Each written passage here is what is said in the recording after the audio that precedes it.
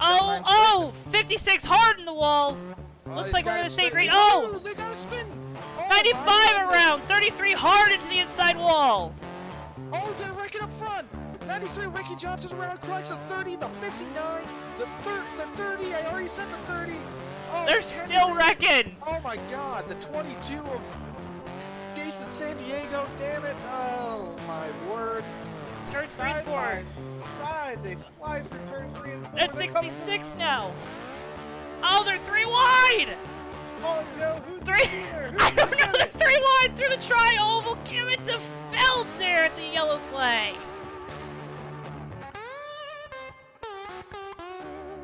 For the lead, the 77 goes to the inside, doesn't have the run there.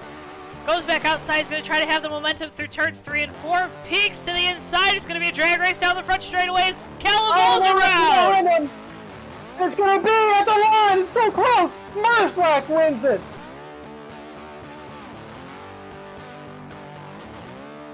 Don't think. Oh, he got really close. He's going to look to the inside. Oh, they make contact! Oh my god! Joseph Weaver!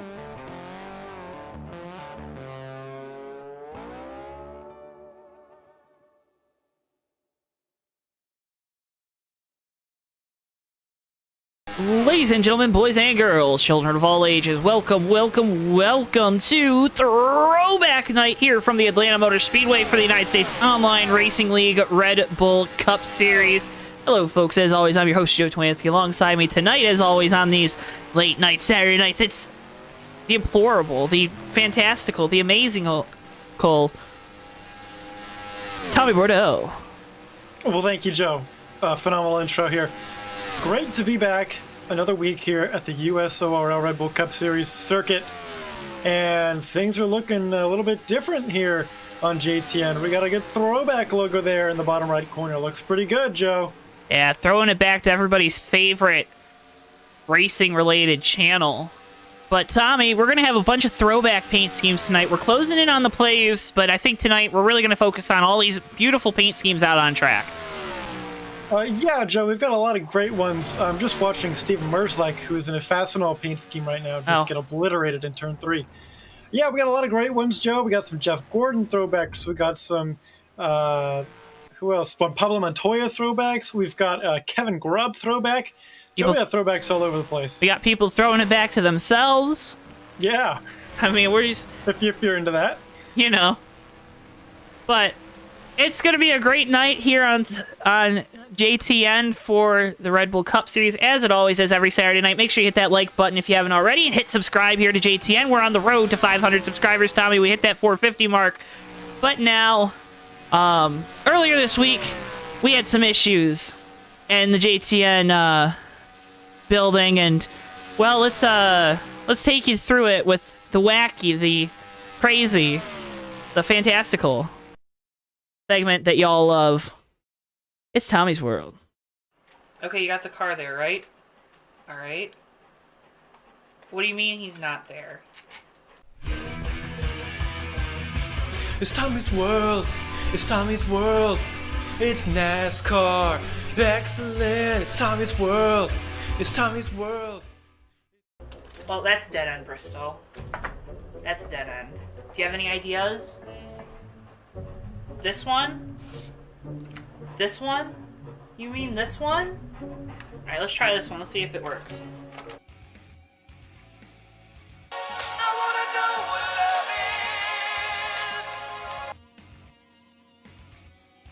What's up, Joe? I got it. Hey, Tommy, what's up? Oh, I'm at the skate park. Skating.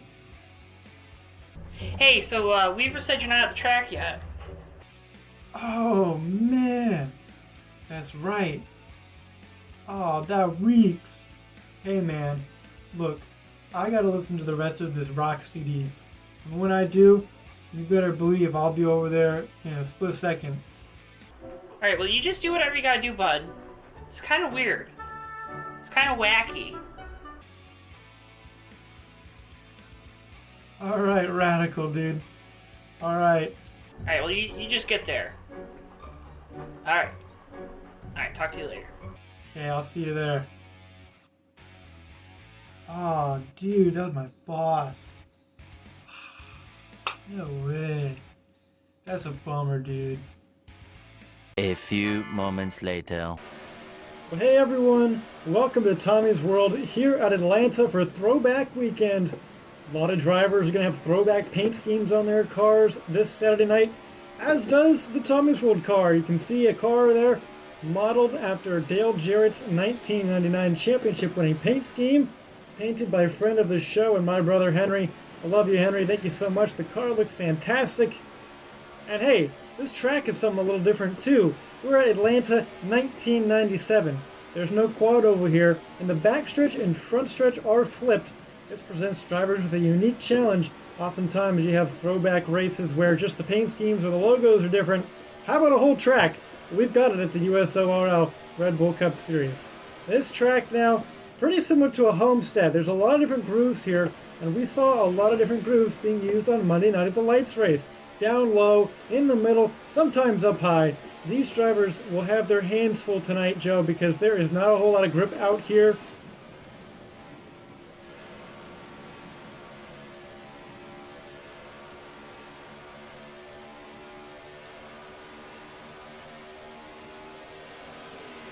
Joe, these drivers are going to have to contend with a very slick racetrack, and although there are different turns that they can use different lanes in, there's also going to be a lot of wheel spin on restarts.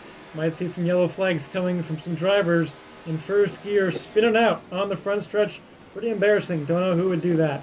All right, well, Joe, let me tell you, these guys are going to have their hands full tonight, but it should be a fun race to watch. If we get green flag runs and those tires wear, boy, it's going to be a thriller. And I can't wait to see who comes out on top here at Atlanta for Throwback Weekend. Well, Tommy, I think you might have got out of the doghouse with that one. Well, no Bristol pun intended, but Joe, I hope I sure did. I don't want to be on that dog's bad side. No, you do not. But, Tommy, one last thing from you in pre-race. As you always do, cars spinning everywhere here at practice. This track is going to be tough tonight. Why don't you take us through the starting lineup? So we've got a huge field, so let me take you through it now. On pole, Jeff Dixon II, with another pole position for himself, and to his outside, the 3 of Noah Joyce.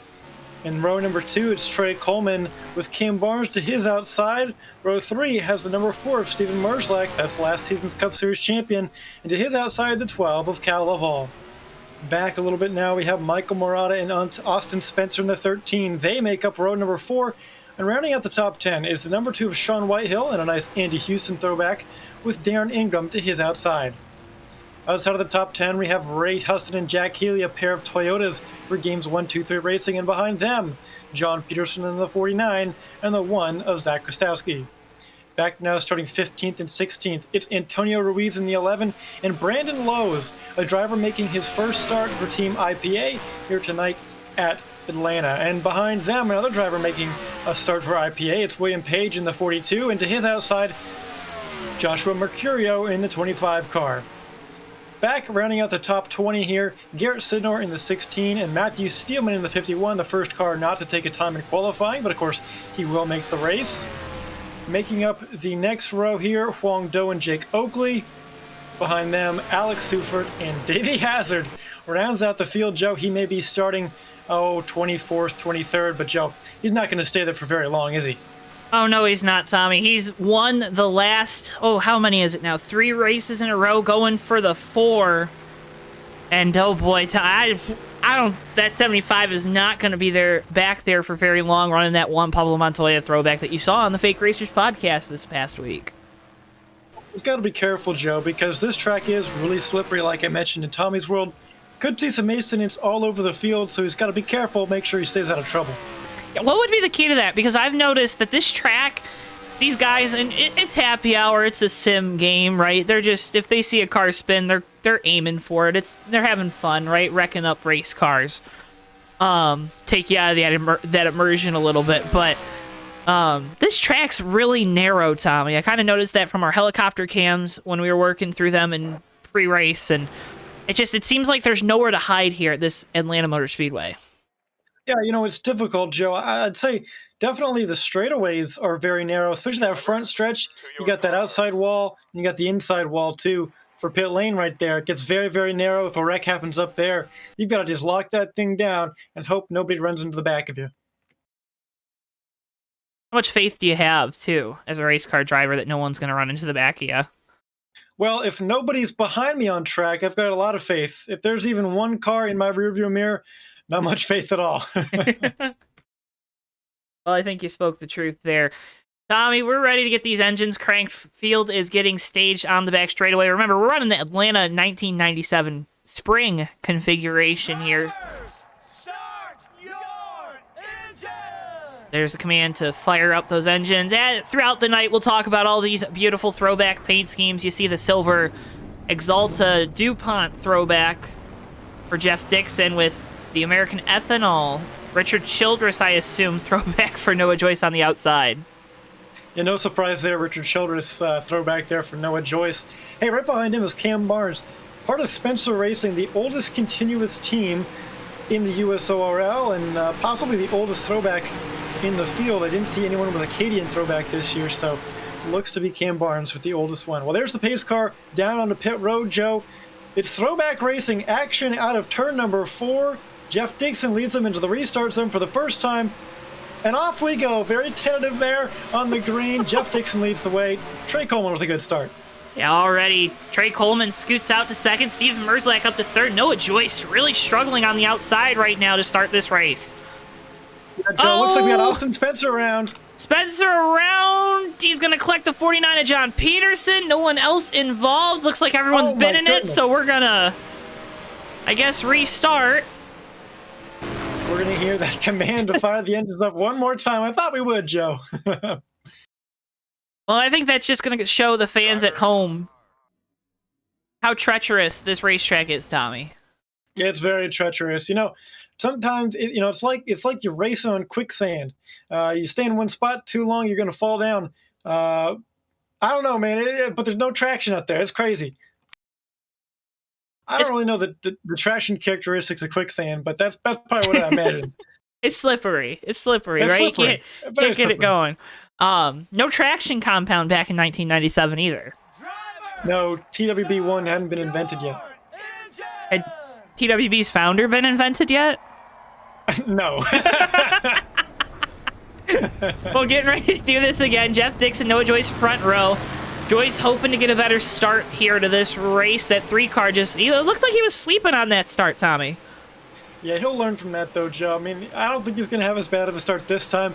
Might be a little bit slower because that outside groove on these restarts. I learned it from the lights race on Monday the hard way. It's a little bit slicker than that bottom groove, it feels like. So Noah just might be taking it nice and easy up there and hopefully won't get himself in any trouble too early on. Let's re-rack this thing, Joe. Let's start it over again. It's Jeff Dixon. And we're throwing it back to a couple minutes ago. Jeff Dixon leads the way. And looks like a better start from Noah Joyce, but a little bit of help from Cam Barnes on the push. Yeah, Trey Coleman was looking to make it 3 wide there at the line. Don't think officials will be happy with that. We'll have to see. But Steven Merzlak looking to the inside for second right now.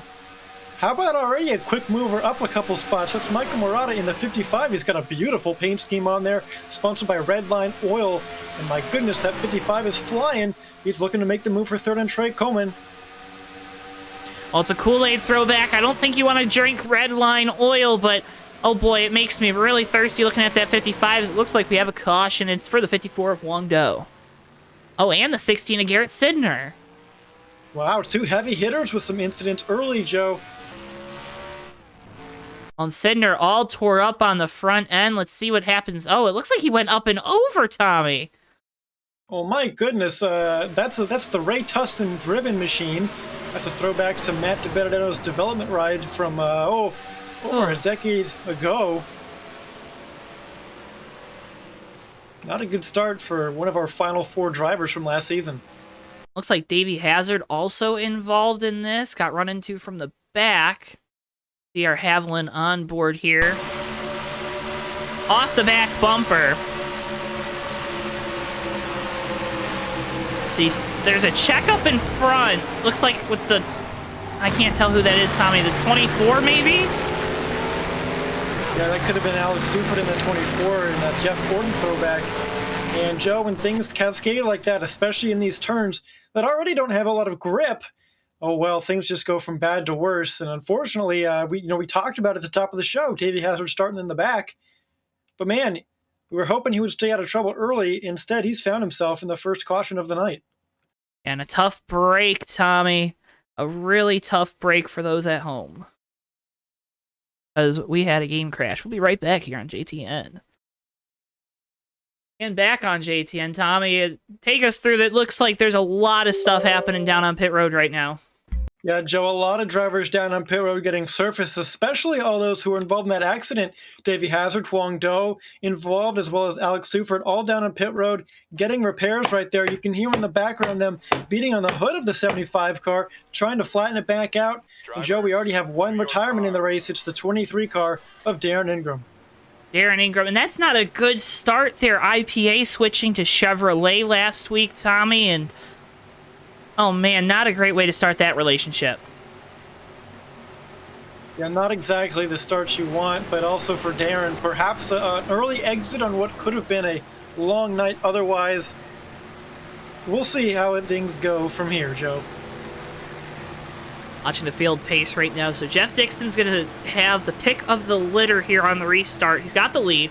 Steven Merzlak behind him. Trey Coleman, Mikey Murata, and Noah Joyce, your top five. That 55, though, going back to him, Tommy, Mikey was really quick in practice. Yeah, Joe, I had the opportunity to talk to Mikey before the race. He felt really good about his race setup. Didn't have the best qual time. But Michael really was confident in how fast he felt. He thought he had a pretty good shot at this thing. And boy, for a driver who's had as bad luck as Michael has had, it'll be great to see him get a good finish if he can hang on, but we got a long way to go. Choose cone for the first time. It's a choose zone, more like, between the two NASCAR Redacted Cup Series signs on the backstretch. We can't advertise to children that sponsor, but Jeff Dixon takes the inside. Trey Coleman, he was in third. He'll go to, or no, he was in second. Was he in second or third? I can't remember. I think he was in third. He's going to be on the outside, though, on this front row. Steven Merzlak, Mikey Murata, Noah Joyce. Your top five stays the same. They just choose some different lines. Interesting to see what happens here on the outside, Tommy, as we get ready to enter the Myco restart zone. Green flag and wheel spin for Jeff Dixon. We're back underway here at Atlanta. Yeah, a little bit of a wiggle. It's affected him quite a bit there, Joe, because Trey Coleman's right alongside him. Jeff Dixon's got the preferred line through one, but watch out, it's going to get real loose down here. See Merge like hugging that white line at the bottom. Everyone gets off turn two that time. Okay, single file. Trey Coleman takes the lead, though. First time leading since Pocono a few weeks ago. Yeah, in the same car as well. Actually, well, in the same Daniel Suarez paint scheme, at least. This time around, he's got the ComScope colors on the car. One of Daniel's amigos, Trey Coleman, is. He leads that lap with Steven Merzlak challenging from behind. And talk about challenging from behind. Here's the 55 of Murata. Ah, when we got a big accident. Austin Spencer involved. Noah Joyce involved. One car on its side. Jack Healy on his side. Oh, my goodness, Tommy. Not the way to start this race, and everyone getting involved coming off of that corner. And a slow roll from Alex Suford as well in that 24 car.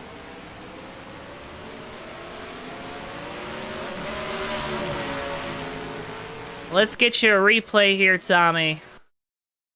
See if you can decipher what happens to cause this incident.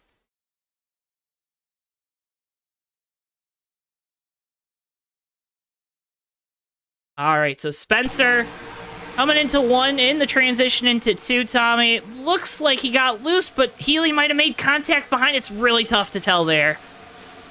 Yeah, the margins are so thin here. Everybody's pretty much on ice, and I can't blame one specific car there. These guys are just in such a precarious situation. These things are right on edge. So, man, a tough break for those guys, and, of course, everybody else that got involved after that.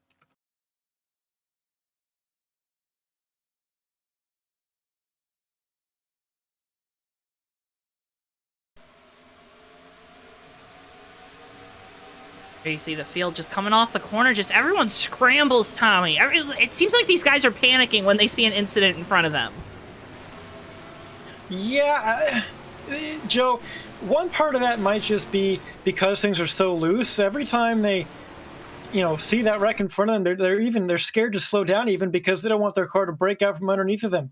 I know it seems kind of counterintuitive. You don't want to full throttle into a wreck necessarily, but for some of these guys, it might be kind of sketchy getting on the brakes, especially depending on where their brake bias is set in those cars, Joe.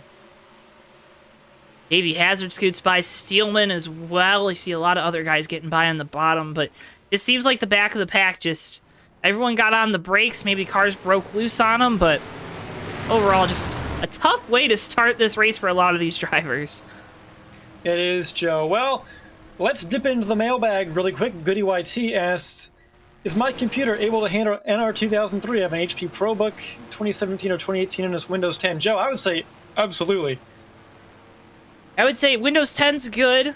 You'd have to make sure you get the right EXE. There's a couple different EXEs that handle the depth issue if you look up NR 2003 for on newer computers. But I would think probably you're okay. ProBook, you'd assume that's a pretty good laptop there. Just look to make sure you have... you'd probably only need 4 gigabytes of RAM, but you can check to make sure you have 8. That would be helpful. And then if it's got, graphics card is helpful, but you could probably run onboard CPU graphics. I know we did in our early stages here on JTN with the machine that we were using to broadcast races before we made the upgrade here over the summer to this machine to give you guys the best video quality possible. And what great upgrades they are. Oh boy, the broadcast looks great, Joe, especially that new ticker we got a couple races ago. Got some takers on pit road. Looks like it's going to be one of Daniel's amigos. And behind him, Michael Murata, who actually has had some interaction with some NASCAR drivers, including Daniel Suarez this Speed Weeks. Yeah, Mikey Murata, you can go to the description, actually, to check out M2 Designs on Twitter. He's been posting all these beautiful wallpapers for your phone for every single driver in the Daytona 500. He's got some different ones. You got a Grosjean, IndyCar. I mean, go through his Twitter. I mean, I can't tell you how many and how good they look now. Full telling you, want to tell you how it is. I have pictures of Bristol as my wallpaper on my phone because that's just the dog dad that I am, Tommy. But so proud of him too, leading us here at JTN. But I mean, if you're a race fan, he's probably got one that you're gonna love. He's got some Terry Labonte ones that are fantastic. Michael Waltrip. I've got mine, Joe. I've got a special edition Jason Kellerlock screen. Oh my Michael, goodness. and it looks fantastic, and I've been wearing it on my phone ever since he gave it to me. I mean, Mikey's just the dude. He deserves so many more followers on Twitter. Go check him out. M2 Designs. M2_Designs 41 on Twitter. I also linked it down in the description below. You kind of go down there with all our other sponsors that are traditionally down there, and you can check him out. Davey Hazard, though, Tommy, he's going to have control of this restart. He chose the outside. An interesting choice. He has Steven Merzlak, his PTR teammate, to his inside. Jeff Dixon, Zach Krastowski, row 2. Zach running a black car tonight. Usually he's in those brighter colors, so it kind of threw me for a loop there. And Cal Laval back in 5th. Hazard wheel spin. I think it's a great jump on the start. We're back green. Well, he got a great start. Oh, we're piling up behind him. Oh, no. Caution is out. That's a quick yellow there. And honestly saves Zach Krastowski from falling too much more backwards. That one car did not have a good restart. But Hazard maintains the lead with Merzlak in 2nd. Let's see. It looks like it all starts with this 18 of Ray Tustin. Looks like he is having trouble getting going. It log jams him up behind. Spencer gets into the back of the... Oh, we missed it. Spencer gets into the back of the 01 of Brandon Lowe's, and that's just on from there, Tommy. You know, I talked about it in Tommy's World about people wrecking on restarts. There it is. There it is, Joe. But while we're under yellow here another time, this is a good opportunity to plug some special edition merchandise, Joe. Tommy, you are being fantastic on these sponsor plugs tonight. I can't believe it. You're just growing up. You're growing up and getting so good at this right before my eyes. You're right, Tommy. To commemorate the fantastic JTN logo we have,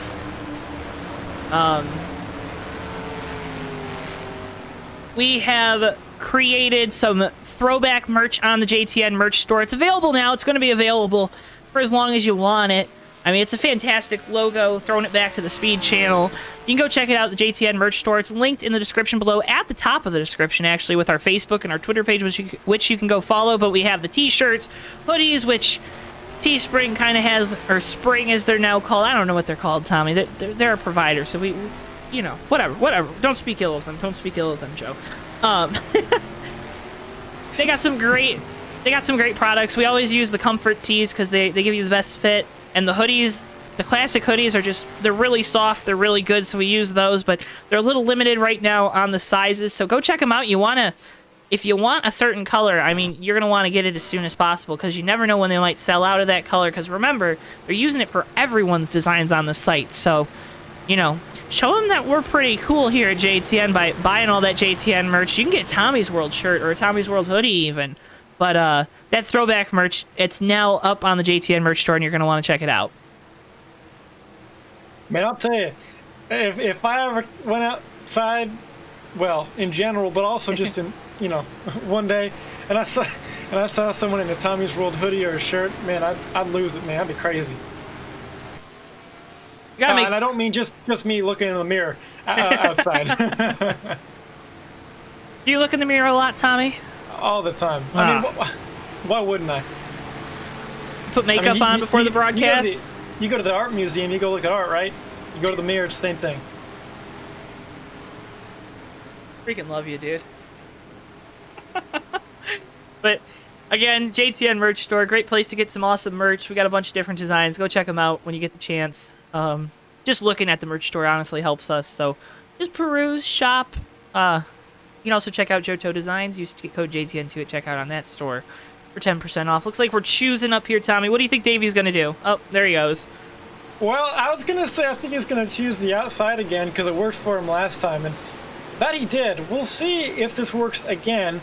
You know, his start looked good, I think, because Zach Kostowski's was kind of poor behind him, but he was able to maintain the lead over his teammate Steven Merzlek on the low side, so we'll see how it works out this time. He did have a little bit of wheel spin, but he was able to gather it back up and hold on to it. So now with they're coming into the restart zone this time, we'll see if we have any more accidents on a restart again.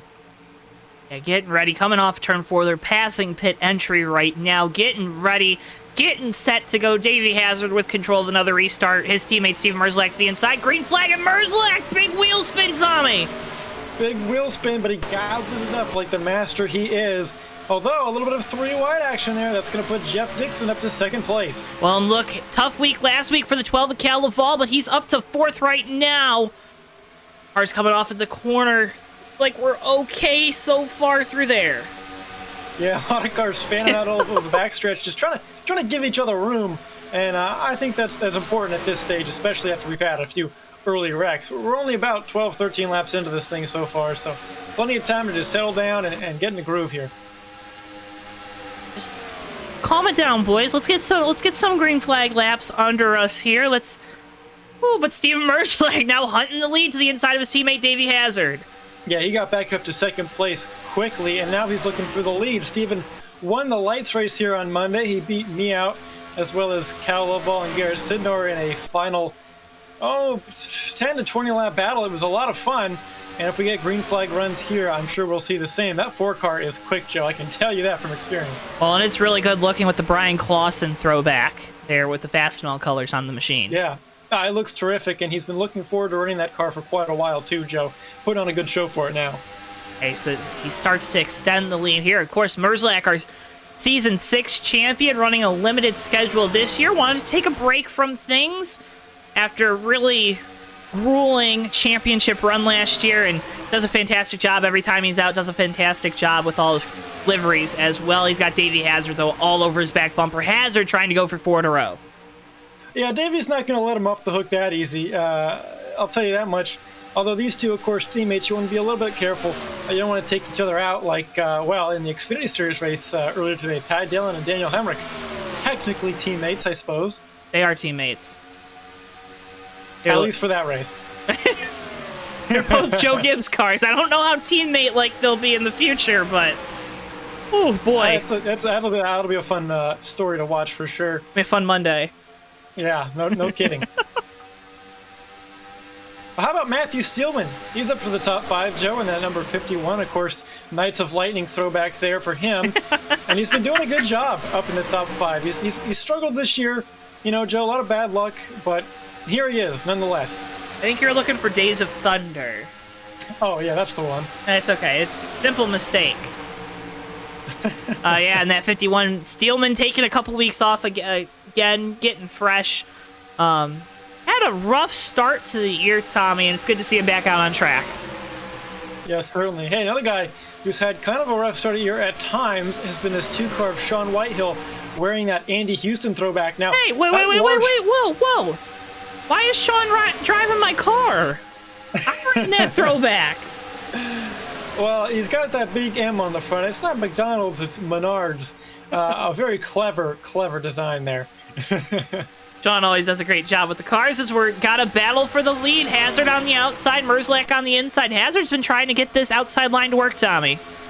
Well, that outside line is there, Joe. I think especially in the middle groove, you're going to see that later in the run be a big thing. Merzlak was using it on Monday at the Lights race to his advantage, and certainly you can make passes or at least hang with people by utilizing it. Looks like that's what Davey's trying to do right here. Like Davey's going to get back in line, though. So the battle right now is on for third. Well, it was on for third. Dixon was getting a challenge from Cal Laval, and it looks like that challenge is coming back. Cal in the Bobby Allison throwback to the Miller High Life machine. Yeah, not Miller High Life this time, though. It's UPS. The United Parcel Service, I'm sure, appreciates that, though, because the car looks fantastic. Hey, but to his inside, it's another drink-flavored car. And I don't mean the oil, but I mean the Kool-Aid machine. That's Michael Murata. He's found his way back up inside the top 5. That 55 car, Joe, is screaming tonight. And well, and he's teammates with that 75 and 4, so those two up front. Mikey also, Tommy, that last caution came to pit road and took tires, so he has the freshest set, even if it is a couple laps, and he's got the most fuel out of these leaders. He should be pretty excited, I think, right now about his chances, especially because we've seen this be a longer green flag run. Now, I don't mean to jinx it and get a yellow soon here, but so far these guys have kept it clean and green, and that's led to some good racing and some good opportunities for this 55 group. Yeah, side by side for second. Jeff Dixon on the bottom. Davey Hazard to his outside.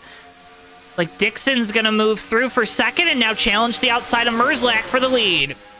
Yeah, that 15 car was miles faster than everybody in practice. Of course, you got to factor in some of that's got to do with drafting, but he is our pole winner, so of course you know that 15 has speed, and Joe, pretty much every week he does, although sometimes he gets it in the wrong end of accidents, or in the case of Chicagoland, the right end of an accident. Yeah, it was a little controversial at the finish there, Tommy. I don't think... Oh, Davey! He hung on to it there. Jake Oakley now making his way up in that beautiful Robbie Gordon singular wireless car. Well, he's got the speed energy on the car, too, so he's got the throwback to the Robbie Gordon sponsor with the throwback to the early Robbie Gordon NASCAR machine. And he's moved up into the 4th position, Tommy. That 17's got some speed under it. Teammate to Noah Joyce, who started on the front row. Yeah, he certainly does. Oakley's always been fast at USORL. Haven't seen him too much lately, but boy, that 17 car looks beautiful. It's probably one of my favorite throwbacks in this race here, Joe. Yeah, it's just different, right? You don't see a lot of orange race cars out on track nowadays, so to see that orange singular color with the Speed Energy sponsorship, it's just a great sight to see. It certainly is, and a great sight to see for Michael Murata right now is he's working on Jeff Dixon for the 15. Not so great of a sight. That 15's warping a little bit, so sketchy times between those two as they run side by side now. Alpha 4, Michael has it at the line, but they're still all chasing Steven Merzlak in the lead. And Merzlak's got to love this battle brewing behind him. Because, like I said, that 55 is coming. He's going to make the pass for the 2nd position. Move Mike Murata up to that 2nd position. Good for him. Michael doing a good job here at Atlanta. We know Michael's fast at super speedways and some short tracks, but man, wouldn't that be a huge deal for him to win here? Mikey, actually, the last time he and I raced, when he part of Team Tuwanski over in the Fast Racing League, Tommy, Truck Series race at Atlanta, Mikey straight up beat me with my own setup, and I think he's going to probably try to do the same thing here with his teammate, Steven Merzlak. Well, Jeff Dixon just got around him again and now moves in front of him, so Yeah, plenty of time to go there, Joe. We're working lap 27, come to 28 here. Plenty of time for Michael, 134 lap race. Meanwhile, some guy out on that track there who is familiar to this booth is the 75 of Davey Hazard, but he's moving the wrong way, Joe. He's giving up spots now to Huang Do and Cal Laval. Huang Do and Cal Laval. Laval. I always put too much emphasis on that all. Working there for the 5th position between those two. Hazard back in 7th, but this 54 Toys R Us machine, Tommy, it for Huang is beautiful with the giraffe spots. Yeah, Games 1, 2, 3 Racing has brought a lot of good throwbacks here tonight. That's a Kevin Grubb throwback to the Busch Series in the early 2000s, and pretty iconic paint scheme, of course, from those days. Huang doing a good job with it right now, hanging up in the top 5. The battle's back on for the lead. Merzlak on the bottom. Jeff Dixon trying to get it down on the outside here. That lap goes to Dixon in the 15 Exalta machine. Let's see who Mikey chooses to go with. Of course, he's going to choose his teammate down into turns 1 and 2. Well, I think that was Jeff Dixon's first lap led of this race, because remember on the start it was Trey Coleman who took the early lead. Now Trey back in the field quite a bit, but Jeff Dixon got the lead finally for a lap. It was 0.00. The gap at the line between the 15 and 4. Michael Murata looking to the inside of Jeff Dixon now. Do you think that's going to be something we see all night long? Guys can kind of make a run to that lead, but they can't sustain it on the outside? Well, you know, that's kind of what happened on Monday, actually, Joe. I had the lead a few times, actually, in the closing stages, just wasn't able to hold on. Oh, we got another caution out here, working lap 31. Looks like a big wreck on the front straight away. The 01 Brandon Lowe's around. Let's get you a replay. Before these guys get to pit road. Oh, no, it happened in front of him. It looks like the 77 of Healy and the 42 of William Page. Let's see what happens. Oh, Page gets into the side of Healy, sends Healy up into the wall.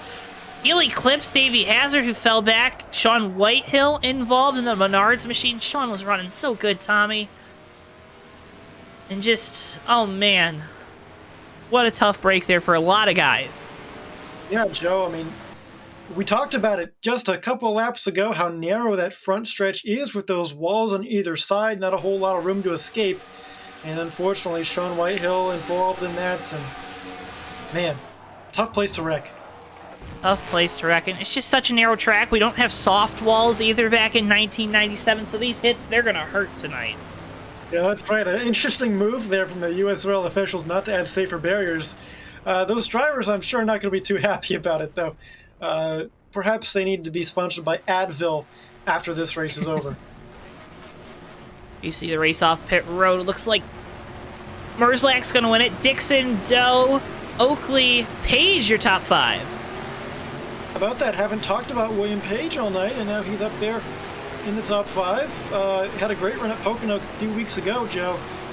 Now found himself back a little bit tonight, but a good pit stop for them. They're up front. Gotta love being up front in Atlanta, man. Gotta love it. Nothing quite like it, Joe.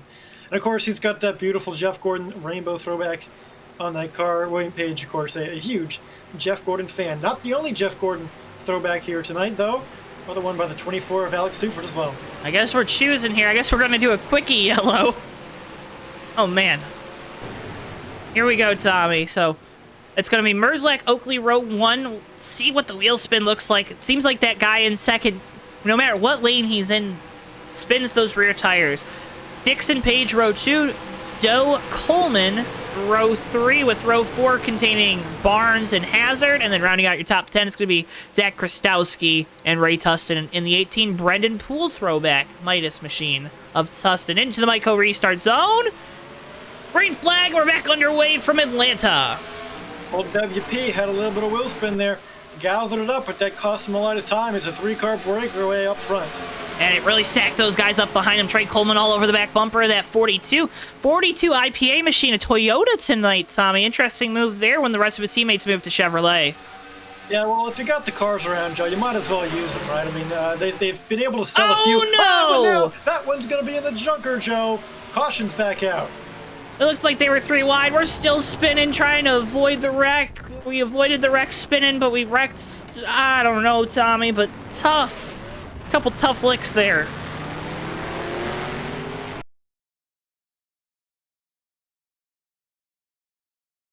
Let's see what happens from the helicopter cam. Like we're 3 wide. Page comes down a little bit too much. The 7 might have been warping just a little bit. Maybe Page didn't see it, but then it's on like Donkey Kong from there. Yeah, you know, a good thing we had the spotlight on him because that's where the accident happened. My goodness, man. Pretty unfortunate. You know, Huang Do was involved in that very first wreck, and now he's found himself in another one. This one a little bit harder than the first. Coming down into turn 3 again. There's the initial contact. And here's what happens behind him. Looks like Tustin got hit. Oof, almost making contact with Jag in that 24 there. But that, of course, is our, I don't even know, yellow of the night. Go ring the bell. We got Richard Collette out here buying a retro JTN shirt. Thank you, Ricky. Let's go, Ricky. Company man, that Richard Collette. Absolutely. I love to see it. And boy, that shirt's going to look good on you. I'll tell you that much. Goody writes in, I think I'm going to buy the normal looking shirt with the JTN on it. That's the one I have, Tommy. That's my favorite that I like to wear. It's nice and soft. You get it in the gray. It goes with anything. I mean, I know you love your Tommy's World shirt because that is hands down fantastic shirt. But you can't go wrong with the JTN logo shirts. Definitely not, Joe. It's I've got one of those as well. Oh yeah, and incredibly comfortable. Hey, just got a message here from Sean Whitehill. He's out there in the number 2 car. Hearing over the radio, he is still not happy. What is he not happy about, Tommy? Well, Joe, being involved in accidents happen in front of him. That 2 car, they've got to find themselves a rhythm. And right now, they're just not feeling it. Well, we've talked about throwbacks all night long. Let's do a spotlight on this one. Zach Krastowski throwing it back to DuPont's last year, sponsoring Jeff Gordon with this throwback to the 2012 DuPont machine of Jeff Gordon with the Exalta on the side. Obviously, Exalta, a big sponsor of Left Turn. Is it Racing or Enterprises? I can't recall. Or Inc. These team names here, Tommy, but Left Turn Racing, that's what I'm going to call them in that Exalta machine. I think that's yeah. Yeah. Turn Left Racing Incorporated, that's what it is. Here we go. TLRI for sure, which I think is what everybody calls it. Everybody in the know, you know. Well, you know, I'm not in the know, you know? There you see Zach's car, but Steven Merzlak, he's gotten this Brian Clausen throwback up front all night long. Let's take you, though, real quick, to our upcoming races presented by TWB Technologies. Together, we're better, and together, our broadcasts are better with you, the fans at home. Tune in Monday night, 8:45 p.m. Eastern Time. The TMP Cup Series heads to Homestead. Always a fun race at the Homestead Miami Speedway. February 16th, that's the following night, Tommy. We have more racing on JTN. It's Hobo Racing's opening week from Daytona, 8:50 p.m. Eastern for their opening Cup Series race of 2021. The mods then head up to Richmond Thursday night at 8:50 as well. And then we close out Hobo Racing's opening week at Daytona, as you saw everyone choosing there with the trucks on Sunday. And then the next time we'll be live with the USORL. It's at my favorite racetrack, the Bristol Motor Speedway, 10:40 p.m. Eastern Time. And Bristol, our producer, is looking forward to that race. That was a great lead into that segment, Joe. That was a good one. I'll tell you, it is great with the fans out here, the viewers at home watching. And it's great when we get good racing. We've had a long green flag run. Now Jeff Dixon with a great start. He's going to take over the lead from Steven Merzlak. He got a really good jump there out in front of that 4. Merzlak going to try to hunt it back down on the bottom. How quickly he got that back. That 4 car is on rails, Joe, as long as he can keep it clean tonight. I think Steven Merzlak's probably going to be the one to beat down the stretch, although the 15 has been able to challenge him at times. You saw the 17 of Oakley. Looked like he restarted up on the outside and 4th. He had a big issue down in turns 1 and 2. He's fallen all the way back to the outskirts of the top 10. Yeah, he'll be all right though. I mean, it looked like he had speed kind of later in the run before, so as long as he can just gather back up, get in that rhythm, I think he'll be okay. But of course, he's got quite a bit of traffic to make his way through now. Battle's back on for Lee Dixon now with the bottom here inside of Merzlak coming off turn 4. A little different challenge here for Merzlak. He hasn't had to try to use the outside to maintain his lead tonight, but he does a good job there through 3 and 4. Yeah, really good point, Joe, because earlier when Davey Hazard was up there racing him, Hazard was on the outside, Merzlak on the inside. This time, a little bit of a switch to the lanes here, and Jeff Dixon hanging on. He's got Merzlak by about a couple feet. Tommy, it's really close racing for 3 and 4. Merzlak looks like he's getting tight, or actually, it looks like we're slowing down. Yellow. caution out on the track. It looks like Jeff Dixon was able to maintain the lead. Looks like it's this 0-1 of lows. Let's see what happens. Oh, no, Austin Spencer goes around in his throwback to himself. Here it is. Through turns 1 and 2. He got loose down here before. He gets loose down here again. Makes contact with the 25. And the 0-1 25 of Mercurio this week instead of Randall Coleman. And that's caution number 2 for Spencer. And he's going to have to put it behind the wall. He already has, Joe. Not a good end to the throwback night for that 13 team. They've had some tough finishes. Seems like every week they've got another accident they're in, and I got to imagine the boys at the body shop aren't too thrilled about another one. Well, Tommy, usually when guys run throwbacks to themselves, they're retiring, so I don't think it was a good omen to run a throwback to yourself and then have to retire from the race.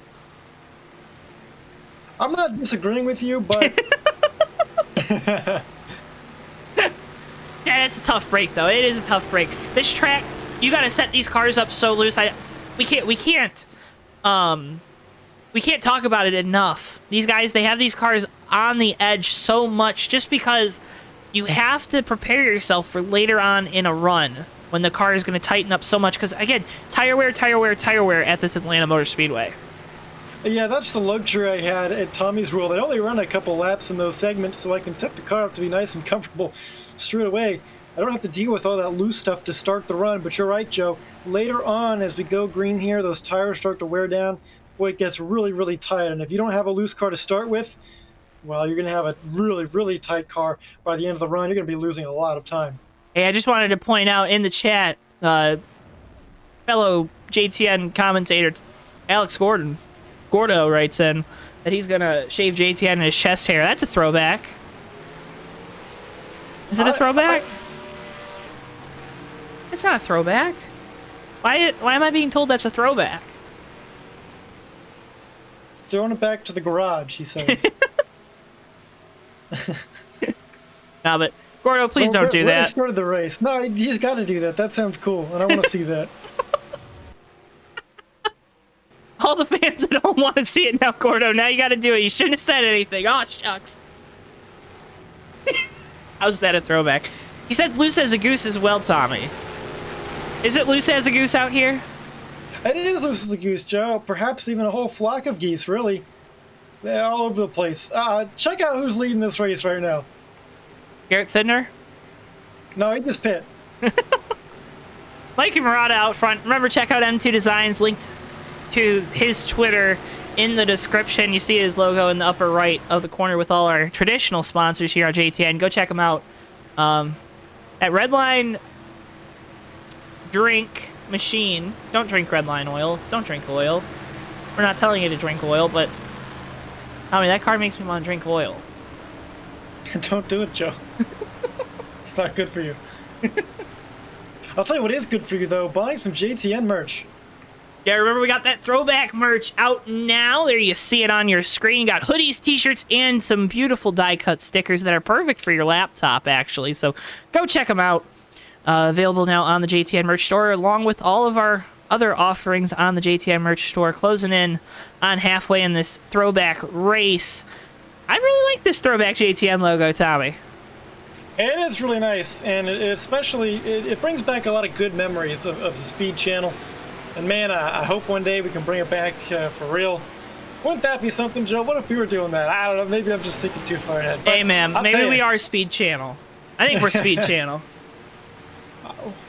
We are now. We are now. You heard it here first, folks. Mikey Murata, Jeff Dixon, row one. Steven Merzlak, Davey Hazard, row 2. That's 75, trying to make his way back up to the lead. Cal Laval, Zach Krastowski, row 3. Row 4, Sean Whitehill, Matthew Steelman.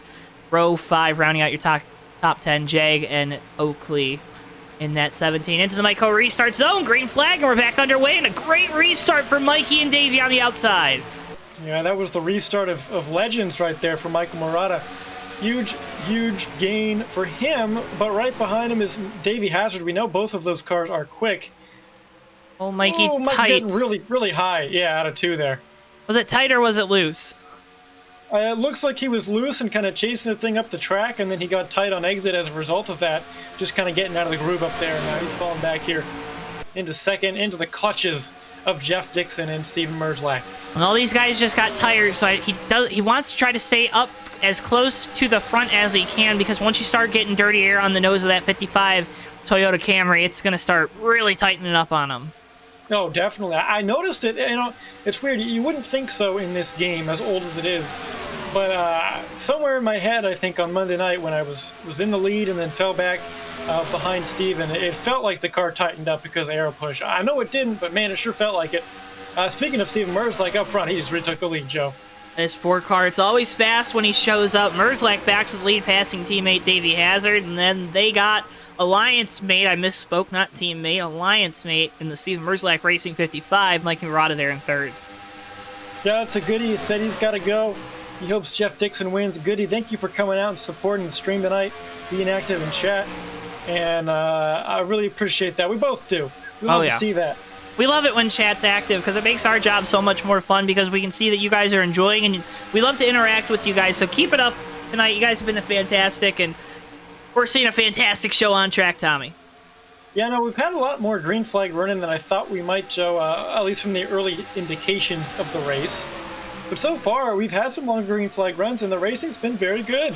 We've had Steven Merzlak mostly leading, but again, we've had some shuffling, at least in those top 5 spots, and I say that, things got very close there between the 15 and 55 just a corner ago. It looked like Mikey got really tight there, and then just had to get off the gas on exit, and that's going to allow the 12 of Cal Laval to also get by for the 4th position. So move that 55 back to 5th.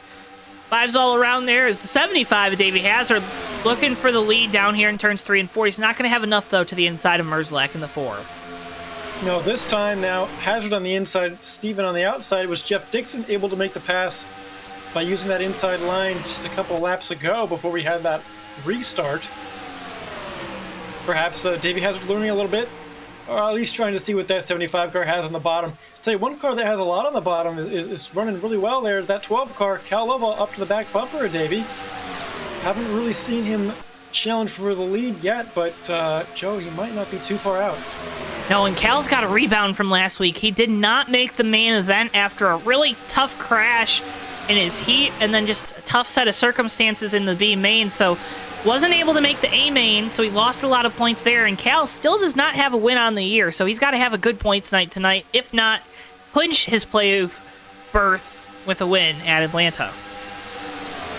Yeah, our points leader as far as just pure points go of those who haven't won a race yet by quite a bit, but certainly that margin was ate into quite a bit. Cal not quite out of the woods yet. He's got to have some good finishes, like you said, Joe, and tonight seems to be trending that way. Lap 50, we've arrived at lap 50, Joe.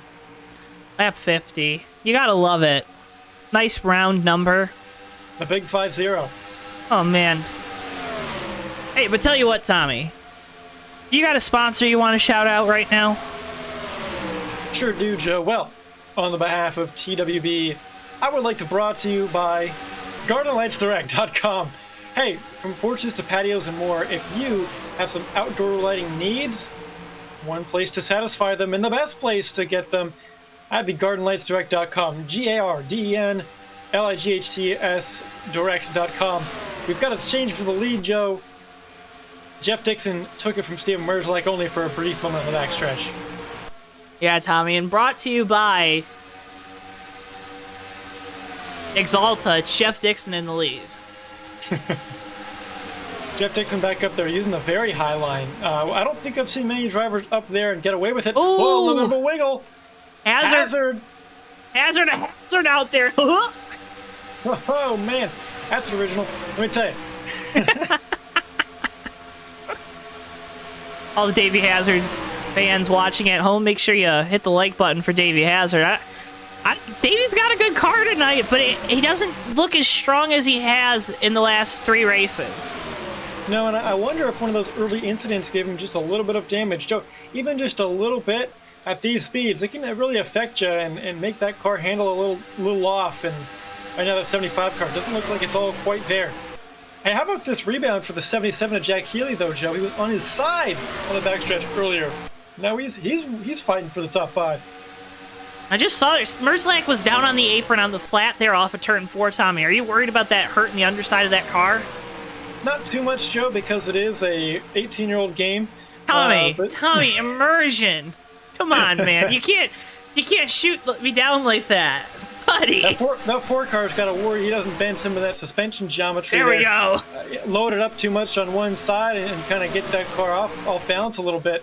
Right now, he looks like he's falling back from Jeff Dixon. Joe, you may be right.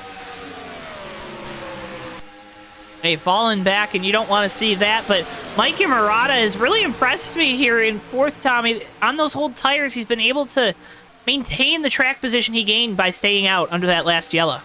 I'm shocked that 55 has been able to hold his ground like he has. That shows me that he's got a really, really quick car when we have fresh tires, and we've seen him lead actually quite a bit. Or at least challenge for the lead earlier when he was on those new tires. So that 55 car, he's got some speed and doing a good job holding on to a top 5 spot, even though he's got some worn down Goodyears on there. And a new throwback making its way into contention. It's the 77 of Jack Healy. Tommy, why don't you tell us about this 77 car? This 77 car, you got the big old interstate batteries scheme on there, and you may be thinking to yourself, well, that doesn't look like a Kyle Busch or a Dale Jarrett or a Bobby Labonte or heck, even a J.J. Yaley. Well, that's right, Joe. It's a little bit different here. That is a throwback to 1991 and Stanley Smith, one of the first interstate batteries drivers in NASCAR. So that throwback on that 77, quite unique out there, and that bright green, easy to be seen from the stands. We've got a caution on lap 57. Looks like Noah Joyce involved in this one. You see the back end all off the back of that race car, that American Ethanol throwback. Let's see what happens here. Oh, it's actually not Noah. Oh, it's looks like we got Huang Dover tired, yeah. Here it is, coming off turn number 4. Oh, he just got loose, and then Page, nowhere to go, runs into the back of him. 54 goes around the whole rear end off that car, Tommy. I bet you that probably contributed to that thing being so loose coming off the corner. Yeah, it definitely did. It looks like Jeffrey, the giraffe, lost his tail quite a few laps ago, and oh my goodness, that 54 car was on edge. Bankruptcy, but it's racing, I guess. Well, his race just went bankrupt. I don't know. Race just went bankrupt like his company. Oh no! Remember, folks, we got a lot of racing here on JTN, just like this race off of pit road between Merzlak, Dixon, and Hazard, and Merzlak got it. Hazard second, then Dixon. Bad stop for the 55 team. Looks like they lost a lot of positions on pit road, Tommy. Yeah, it's a herder. That 55 team's got to get it together on pit road. You know, we know he's fast, Joe, but, he's hurting himself having to make up positions through all these cars. I lied. He lost 2 spots. Is that a lot? I could be here, Joe. I mean, you got to figure out that it's hard to pass at any track, really, with how good those cars are that passed him, Sean Whitehill and Cal Lovell in front. Boy, I don't know. Oh, Cal just hit the wall! Cal! Oh, buddy! Cal Lovell doing the sponge. Not advised when you're traveling at speeds of excess of 65 miles an hour. Well, again, these aren't softballs, so that's going to hurt that race car doing that.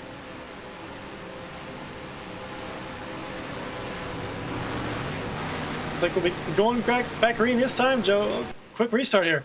Quick restart. You got to love them. Steven Merzlak, Davey Hazard, row 1. Jeff Dixon, Cal Laval, Sean Whitehill, Mikey Murata, row 3. Healy, Oakley, and Krastowski Barnes rounding out your top 10. Green flag, and we're back underway here at Atlanta. Pretty even start from those 2 PTR teammates up front. Looks like Steve Merzlak's got the edge into 1 on that bottom line. Let's see if Hazard can slide into second in front of Dixon, and he does. Coming down into turn 3, Hazard all over the back bumper of Merzlak. I think you got to get by this 4 car early on in a run. It seems like it's a little unstable at the start of the run, Tommy, and if you can get by him then and try to extend a little bit of a lead, maybe you can hold him off, as we got a big crash on the front straightaway. Oh my goodness, Joe. Big problems, and like we mentioned, that front straightaway, not the good place to wreck. Get a replay here. Steelman coming off the corner. Car gets loose. He kind of might have iRacing overcorrected it. Makes contact with Cam Barnes, and doesn't look like that 51 car is torn up too bad. I think he'll be okay. You know, Joe, it just seems like yesterday, or more like a couple minutes ago, that 51 car was up in the top 5. He slipped back quite a bit, and now that accident not going to help him, but like you said, Joe, not too much damage. Oh, Steven Merzlak faking on pit road. He almost hit the outside of the pit road wall. Davey Hazard comes down. He's one of only a few takers up front. Well, he's going to lose some track position here. Probably will be the first one off of pit road. Tommy, just a quick little nugget about the whole EB Racing contingent. They had to set up their cars in a parking lot of a Walmart. I mean, they were saving money. They were throwing it back to the glory days of stock car racing, setting up the car in the parking lot. Well, there's nothing quite like that, Joe. But these guys, you know, it might hurt them compared to these other teams who maybe got the 4-post rigs out there, you know, all that fancy simulator stuff. They're doing it by hand, though. Pretty impressive to see what they're being able to do despite all that.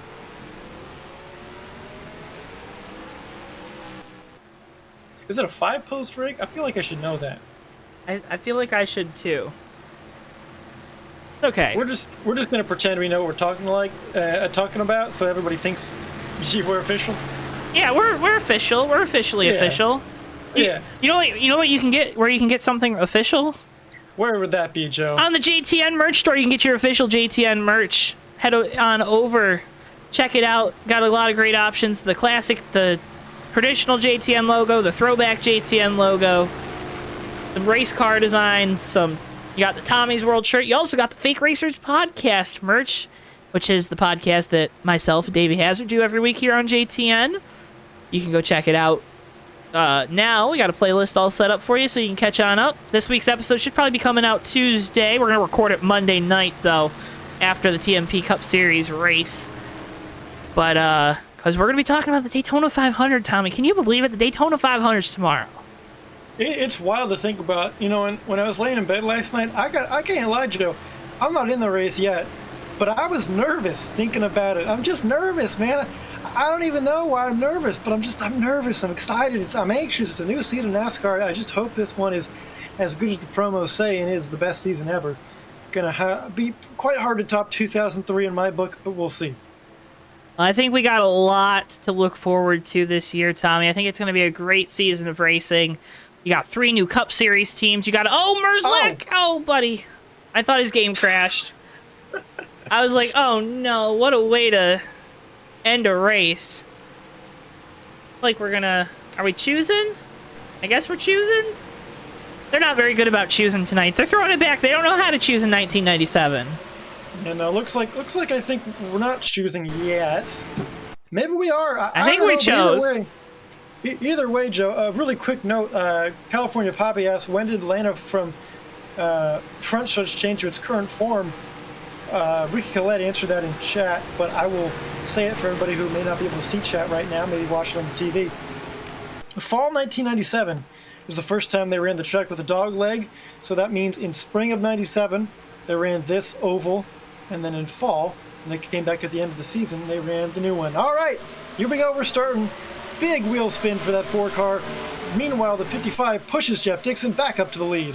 At 55, Mikey Murata gave that 15 a big push, and he's clear by 3 car lengths, 2 car lengths now over Steven Merzlak, who's going to retake that 2nd position. Yeah, great recovery there for Steven. Sean Whitehill around. Don't hit anything, buddy. Ah! Well, he looks like he kept it clean there, but some problems with that 2 car. He's going to lose a lot of time there. He's going to have to hope for another quick yellow. Oh, and there it is. Oakley around on the front straightaway. Coleman involved. Lowe's involved. And oh boy, Tommy, we got another caution. That was just what Sean Whitehill needed, but oh man. Well, and Sean Whitehill's still not happy after an earlier incident.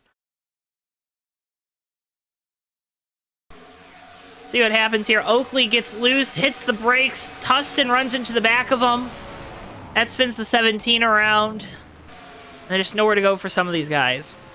Got a request from Matthew Steelman in 51 to check out his onboard through this accident. That team says, hey, we've got some good PR material.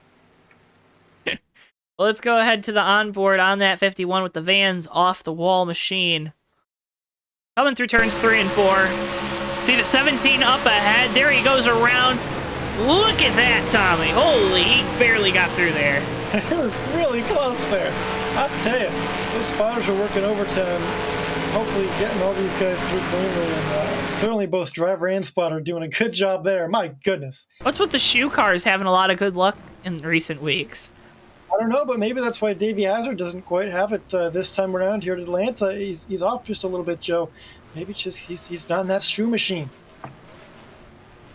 I say that, and here he is back to the front after I think a 2-tire pit stop. Yeah, remember he came last time by, and we only had like a lap or 2 there, so he comes back down, gets 2 tires, gets probably right side tires, and he's going to retake the lead. He's going to have Cam Barnes in second, Merzlak third, Dixon fourth here when they choose, if they choose this time by. I still can't believe that 51 getting through that wreck, though. Oh, it's crazy, you know. It's a good thing that team was yelling at us to go check it out because it was an intense shot. We'll be choosing this time by here, Joe. Here we go. Hazard chooses the outside like he's done all night when he's had the opportunity to lead from there. See everyone else choosing. Well, that wreck saved Sean Whitehill. It did not help some of these other guys who probably wanted to get some more green flag racing in, but we'll try again here. Lap 65, getting ready to go back green flag with Davey Hazard in control. Cam Barnes to his inside, row 2. Merzlak on the inside, Dixon to his outside 3. Laval, Healy, row 4, Krastowski, Murata, and row 5, rounding out your top 10, Sidner and Jagan the 24. Into the Myco restart zone we go. Green flag, and we're back racing at Atlanta. Good start right there for the 75. Horrible start for Michael Murata there on the outside line, Joe. He's way back in the field. A lot of tire spin there. Boy, Michael's going to have some work to do on those restarts. And Mikey, he's good, though, when he's in that second position. It just seems like when he's farther back, he can't find a way around kind of the different visuals that he has. You know what I mean? Well, it could be hard to see, especially in those cars. Your visibility is limited. It's a lot better when we're up here in the booth to see what's going on there.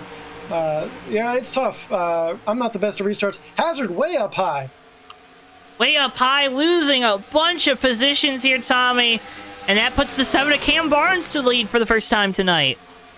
Looks like there might have been a little bit of contact between the two, Joe. That's a little bit of, I don't know. Those two don't like each other. Those two are certainly not on good terms, I would say.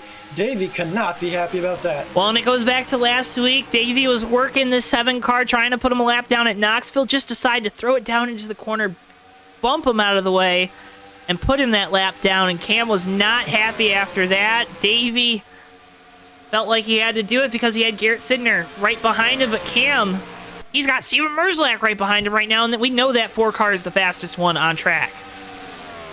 Well, I'll tell you what, if that 75 and 7 get side by side or one in front of the other later on in this race, expect some sparks to fly.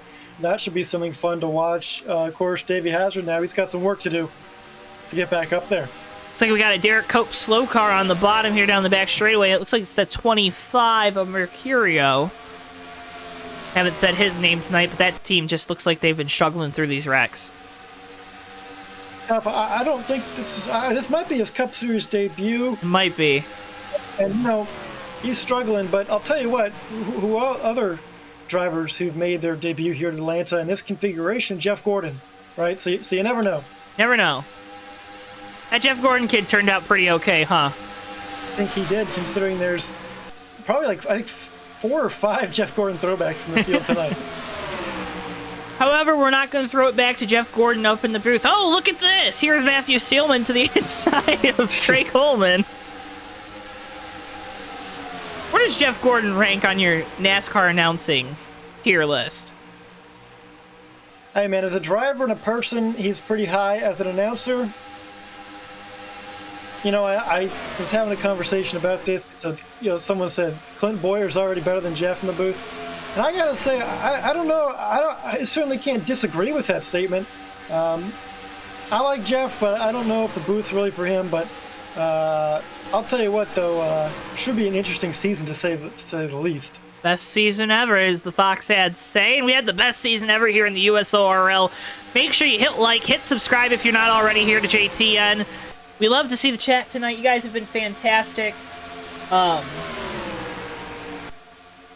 Keep it up. Make sure you share the broadcast with all your friends. Share our channel. Share our social medias. We appreciate it when you do that. It really helps us out. It's a free way to help us out. And it's honestly the best way to help us here at JTN. What just was talking about drivers in the booth, other than us, of course. Tony Stewart in the Xfinity booth tonight. He did a great job. I really enjoyed him. Dude, he was fantastic. My dream booth, I think, would be, oh, Cal Lovell. No, not Cal Lovell, but, I mean, maybe. But, yeah, pictures right there. Close to Davey Hazard and Michael Murata on the exit of 4. Oh, Jeff Dixon around! Oh, no! Oh, my goodness, he's in the middle of the track! Oh, no! No, Tommy, no. Oh, Noah Joyce in the wall! No! That's a caution, right? We stay green. I have not seen the yellow flag wave yet. Oh my goodness, we're still under green. We got cars stopped in the corner. Hard impact there. No, we're staying green here, Joe. We stay green. Oh no. Oh goody, no. Oh boy, oh no. Oh no. Oh no, don't Rick. Verzlak closing the gap here on Cam Barnes for the lead. He's looking high, he's looking low, he's looking high, he's looking low, he's looking everywhere. Up, down, middle, center. Up top. Down low. In the middle. Too slow, Tommy. Well, they're going to have to contend with Jeff Dixon, who's running a little bit slow now after that heavy damage. We'll see where he goes in relation to these leaders. Lap traffic has not been an issue yet. And there goes Jeff Dixon, just peels off down the pit road. Oh, David Hazard getting loose. Hazard, hard contact with the wall, the back end all broken up, and oh no. Yeah, that deck leg's up a little bit. That car's not handling okay. He just hit the wall again out of 2. Now, do we got to go to a replay of that? Well, I don't know. We got a battle for the lead here, so Steven Merzlak here just passed Cam Barnes on the outside in 3 and 4. The racing, it's fantastic. There is literally too much going on for our cameras here at JTN. Yeah, look at this right here, Joe. I'm doing that. Now we'll be saying that. Jack Healy up there in the 77 car, he's found his way up to 3rd. He's right on the back bumper of Cam Barnes, really, and that 77, who I mentioned earlier, was on his side earlier in this race. Good comeback for him. Can you imagine being up on your side, and now you're battling, you're in 3rd, you got 2 guys that you know are going to push the issue, they're going to be really aggressive, you're sitting in a pretty good spot here, closing in on the end of this race.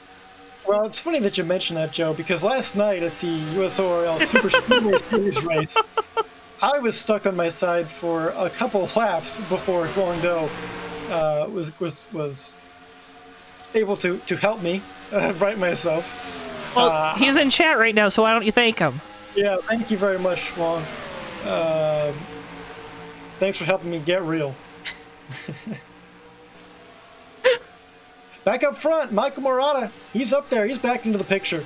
He is here. He has arrived. Cam Barnes looks mighty lonely out here. He's the only Ford in these top 4. He's got to Cal Laval back there in 5th. See if Cal can kind of close the gap on these guys. Maybe they get side by side. Is Healy now to the inside of Barnes for 2nd. Back looking to the inside in that Toyota bright green 77. Can't miss it. Certainly cannot miss that car. And everybody can see now that car is moving up into 2nd place. Can't miss it at all, Tommy. Moves up into 2nd. Mikey Murata now moves up into 3rd. The 77 car is starting to come to life here in the late stages of this race. Well, it really is, and I didn't know if we would see that, because it didn't look like earlier on, Joe, that 77 really had that kind of front-running pace that maybe Stephen Merzlik or Jeff Dixon had. Of course, now Dixon out of the equation. And Healy peaking a little bit on the exit of 2. Not sure when he's going to make that move on Stephen up front. He's got to have a really good run, and right now Mikey Murata's looking to his inside, and now they're 3 wide. Oh my goodness! Things are getting tight up there. It's not. Michael's fast, and we've known that all night long. This is a big opportunity for him. He's got to keep it safe, stay out of trouble here. Side by side out of 2. That's Healy to the inside. I was going to say, Tommy, it's not good when we're yelling and screaming because something scary's happening, but Healy now to the inside of Merzlik through 3 and 4. He's going to get a push here from Mikey Murata, or at least have the draft from that 55. 55 goes high on exit. That might allow the 7 to get to the inside. 77 Healy, though, squeezes back into 2nd. Well, I'll tell you what, this reminds me a lot of that lights race on Monday at the very end there. I had a pack of 4 or 5 at the end, battling for the lead, all chasing down Stephen Merzlik up front. We'll see if anyone can topple that 4 car who's been oh so fast today. We've got just around 50 laps to go. This time, we cross the line. Big time lose for that 55. That 55 is starting to struggle on exit of the corners, Tommy. This 4, though, out front of Merzlik, he just looks so solid right now. Yeah, well, he's had this lead, Joe, and something that he's been able to do is manage that pace. I don't think he's pushing that hard behind the wheel of that 4 car, and that's allowing him to save his tires. I say that. Looks like his car's going high. We are under caution again, yeah. Let's see what happened here, folks. Looks like it's the 8 of Trey Coleman. I believe it's some contact with the 1 of Zach Krastowski. Here it is. Oh, that might have been some net code. Oh no, it was hard to tell from that angle. We didn't really get a good shot of the side of the 1 and 8 they shared. Go here from the helicopter. Pay all this money for a helicopter cam. We got to use it. Oh yeah, the 1 is Krastowski. They make contact. So tough here sometimes to gauge where guys are. A spot or 2 in this game, Tommy. It's not the best. Yeah, you definitely might have to go back to the staffing agency and see if there's any spotters for hire out there after this one. I feel like that a lot at super speedways, Joe. I'll tell you that much. Yeah. Hey, man,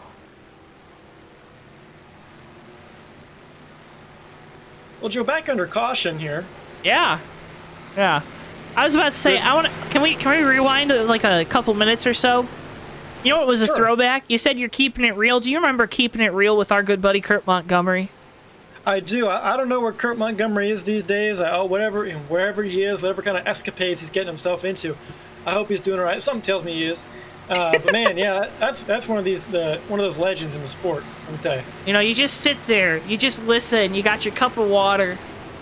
You just listen, man. That guy could just talk, and he just so much sense. Kept it real, Yeah, and that's so important to do, especially these days, Joe. Something we can all live by. I hope. Amen, brother.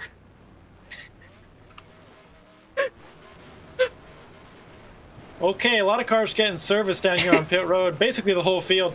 Merzlik's going to maintain the lead. Healy 2nd. Oh, really tight there. Looks like Sean Williams going to pick up some spots. Yeah, good pit stop for that old Team Twansky crew down there. He gets up to 4th. Mikey Murata there in 3rd. Not bad. You've been feeding them well. Bristol does a good job on the pit crew training. He pretty much just sits there and yells at them and barks at them until they get a good time, and then they can go home. I don't know how ethical it is, but, you know. It gets results. Joey Stefano mentioning Kurt Montgomery, a legend of the sport like Joey Fulford. Oh, my goodness. Ain't the truth. I mean, talk about a throwback, weekend, really. You know, these throwback races, weekends, they're just always a great time to kind of pay your respect to legends of the sport. Just a little disappointing that we didn't have the Kurt Montgomery and Joey Fulford throwbacks out here. Don't forget, Joe, whose shoulders you're standing on, right? Yeah. Atlas shrugged. All right, Stephen Merzlak up front. Out turn number 4. Heading into the Michael restart zone with Mike Murata in 4th. And away we go. Green flag. Oh, Jake Oakley getting a little bit loose, as was Jack Healy there on the restart, but they kept it together. Battle's on for second. Whitehill on the bottom. Healy on the top. Give it to the 2 car, although he hit that apron a little bit, Tommy. Yeah, hanging on. How about that? Sean Whitehill up to second place. He wasn't happy earlier in this race, Joe. But I'm sure he's pretty happy now. He's got one more car to beat. He's in the lead, but it's probably the toughest car to beat. That 77 made a big move there to get in line behind the 2. Now looking to his inside off of turn 4. Healy on the bottom and Whitehill on the top for second. About Sean Whitehill. I mean, how about that, Joe? He's looking good. That's got to make you feel good, team owner. Oh, yeah. It feels really good up here in the booth. You know, I felt the pain of Tony Stewart today in the booth when he saw that 98 car all torn up. You know, I just felt his soul leaving his body because this year Sean just has not had the luck in these races that we've broadcast, and looks like that might be turning around tonight. Just like this guy, the 55 of Mikey Murata, looking for second to the inside of Healy here in turn 1. Yeah, at this point, they've got to make their own. You know, I was talking with Michael before the race. He said they did a couple things at the shop this week to try and turn things around. They opened up an umbrella inside, poured some salt on the ground, broke a mirror with a baseball bat, and had a black cat walk underneath a ladder to see if they could turn things around. Well, so far, Joe, he seems to pan out pretty well for that 55 group, as long as they can hang on for the last 40-odd laps. And Mikey's always good as the run goes on. He's one of the guys that's better about not pushing his stuff too hard, and is one of the guys that's better running at the end of a run when these cars tighten up. So we'll see how that works out here. We've seen that all night long, but the guy that's been the best, it's this 4 car, Steven Merzlak. Won the lights race on Monday, beat this guy up in the booth named Tommy Bordeaux, who's an absolute legend. And, Oh, stop. Oh, stop it. You're too much. Hey, but who won that truck race last night? Oh, that Tommy Bordeaux guy. That's right. Don't you forget it. Oh, my Hey, goodness. Mikey! Here he goes. Get it, Mikey. Get it, Looking for the Mikey. lead on the bottom. Yeah! Oh, he's going to get it. That's a power move there for the 55. Michael Murata to the lead. Pew, pew, pew, pew. I've been wanting to say that all season long, and finally. I'm telling you, you're going to find no better guy than this Mikey Murata guy out here leading that lap. Merzlak, though, to his outside, trying to get that lead back. And this should be a one-stop race from here, Joe, if we go green all the way. Well, and this is a similar situation that we'll probably see tomorrow with Denny Hamlin and Bubba Wallace. So, hey, man, I'm not saying that we're imitating, art imitates life, but, hey. But life imitates art. Exactly. For sure. That's right. 2 Toyotas up front. Looks like Merzlak's got the advantage on the high side. Here comes Cam Barnes to follow. But Michael Murata hangs on to second for now. I think this 55 and 4, they're probably set up pretty similar. We'll see how that pans out. I can't give away all the secrets, but I know they're from the same shop. Those chassis built the same place, maybe? Perhaps. Or the body's hung in the same place, maybe?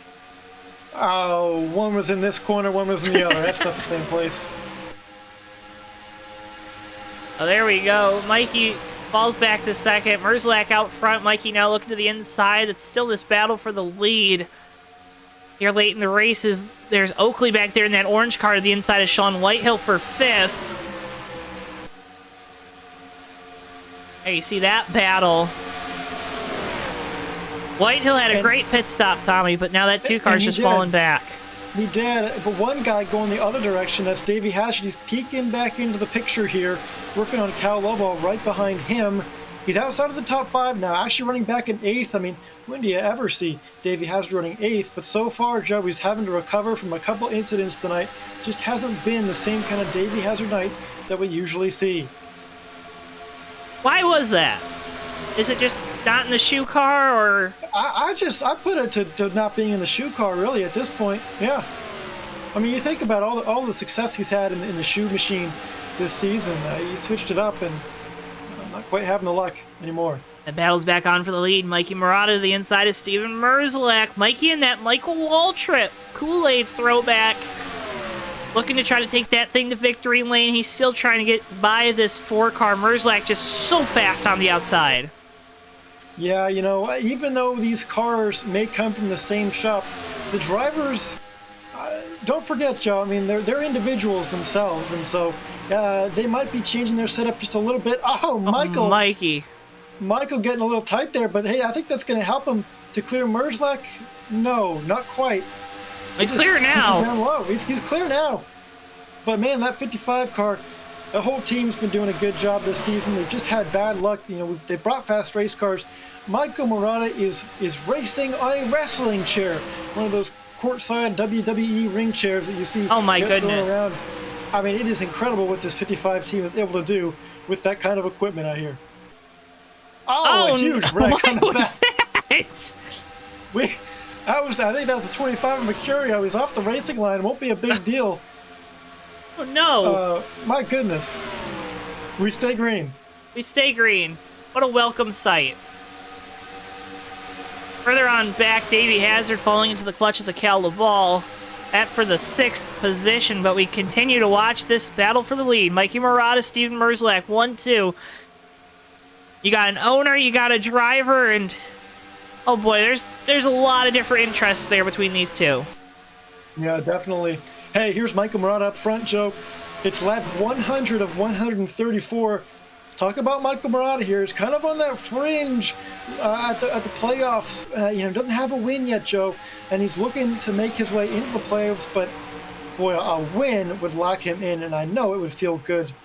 Just in general, gets a little tight off of 2 this time. Though. That's gonna allow. That's gonna allow. Yeah, there's Merzlak. Oh no. Well, Mikey's got to hope that this 7 of Barnes can't complete the pass, because he's got to try to fall back into 2nd. He's been able to pass that 4 on Merzlak, which is something that a lot of guys haven't been able to do, Tommy, and that's going to bode well for him as this race goes on. Yeah, he's definitely got something special going on. A secret sauce. You know, maybe it has something to do with his oil supplier, Redline Oil. Maybe they cooked up something special for this throwback race. I don't know, Joe. You think maybe they put like a Kool-Aid pouch in the oil or something? Maybe some jet fuel. Who knows? Whoa. That's not the right kind of throwback. I mean, you could say, hey, Mr. Merzlak, does your arm itch a little bit? That might be 2 steps too far. How come that 55 is so fast, Goody? I see some questions in the chat. I don't know. I'd like to hear what everyone's thoughts are. We've got our own. I'm thinking jet fuel. Joe says Kool-Aid. Imagine putting Kool-Aid in your oil. Or in your gas. I don't think that would turn out very well. I don't think so either. The oil that I use in my go-kart is red. Well, when it starts anyway. That ain't natural. It comes out brown. But yeah, don't take that out of context. Well, Tommy, real quick, because we're closing in on green flag pit stops, if we get to them. On the East Coast, happy Valentine's Day. Tommy, will you be my Valentine? You know what? Absolutely, Joe. Yeah! I thought you'd never ask. Oh my goodness. Guys, I just got so much off my plate for the rest of the day. But happy Valentine's Day to all you on the East Coast and when you're watching, and hopefully spend it with someone special if you can. I'm spending it with all these fine folks here watching on JTN, Joe. That's what I'm saying, man. These are the best folks here, are all the JTN fans. Thank you so much for tuning in tonight. Make sure if you haven't already, hit like on the video, hit subscribe here to the JoeTowNetwork, JTN. Make sure you get notifications every time we go live here on our channel. We'll be going live next time, Monday night, TMP Cup Series from Homestead at 8:45 p.m. Eastern Time. It'll be an earlier start for you folks at home because it's a weeknight. We know you want to get to bed, but These guys at USORL always put on the great show Saturday night, and we love our late night USORL, don't we, Tommy? We do, Joe. I'm glad tomorrow I've got a later shift at the Bed Bath & Beyond. Are you going to miss Daytona 500?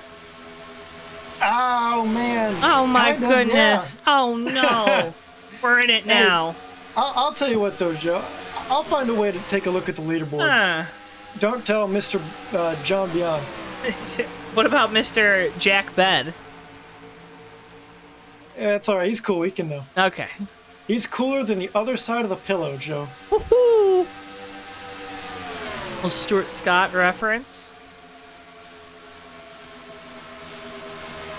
I'm feeling the tension up here. That it's almost time for pit stops. Do you feel that, Joe? I do too. It's like you can cut it with a nail right now. That's the phrase, right? A nail in the final coffin. Oh, Chip Geely's he's in the wall. Oh, I don't know what happened. He might have blown a tire. You know what, Joe? Looks like his throttle hung. That 77 car. Oh my goodness. Hung. That's what happened. Oh my gosh. Wongdo called it in chat. Oh my goodness. Oh, it's doing it again. No. Oh no! And he was running in fourth, Joe. Oh, and that's allowing this 17 of Oakley to start closing in on our leaders, Tommy. He's been making his way up here, closing in. He's getting by. He's gotten by Cal. He's gotten by Cam. Here's Michael Morano looking to get by Steven Merzlak though into 3. If Mikey can do it this time off the corner, 55 getting tight, comes up the track a little. Steven though keeps his foot in it. Side by side at the line. I don't know who to give that lap to. Caution. We got caution out, Joe. Caution. And Mikey Murata. As Mikey takes the lead. Oh, and it's Healy around. You think maybe he meant to do that? I don't know, but boy, that 77 car, oh no. Oh my goodness, buddy. I was trying to go to the replay. Something's wrong with that 77. I don't know what it is. It may be the car. It might be the driver, more like. Oh my. Here we go. Something we saw earlier with the 13 of Spencer. Same thing happens here with Healy. Car goes around. Probably hit a seam or something. And he's just parked in the middle of the track, trying to get it back going. It looks like that car's stuck. I bet you that right front went down, Tommy. Yeah, it could have been after that throttle hung and he spun out. Man. Look at how he's struggling trying to get going. Yeah. Kind of looks like a turtle on its back. Yeah, he's green too, so yeah, that's about right. Hey, we're going to keep watching it. Kind of fun. Here's the leaders coming by. Just real quick, to all you sim race, don't smash the throttle when you're down a tire in front of the leaders. I wouldn't recommend doing that, no. I just wanted to show what could problems happen. on pit road for Cam Barnes. He had a terrible pit stop, Joe. He was running in the top 5, not able to get in his box cleanly, had to back up. Oh no.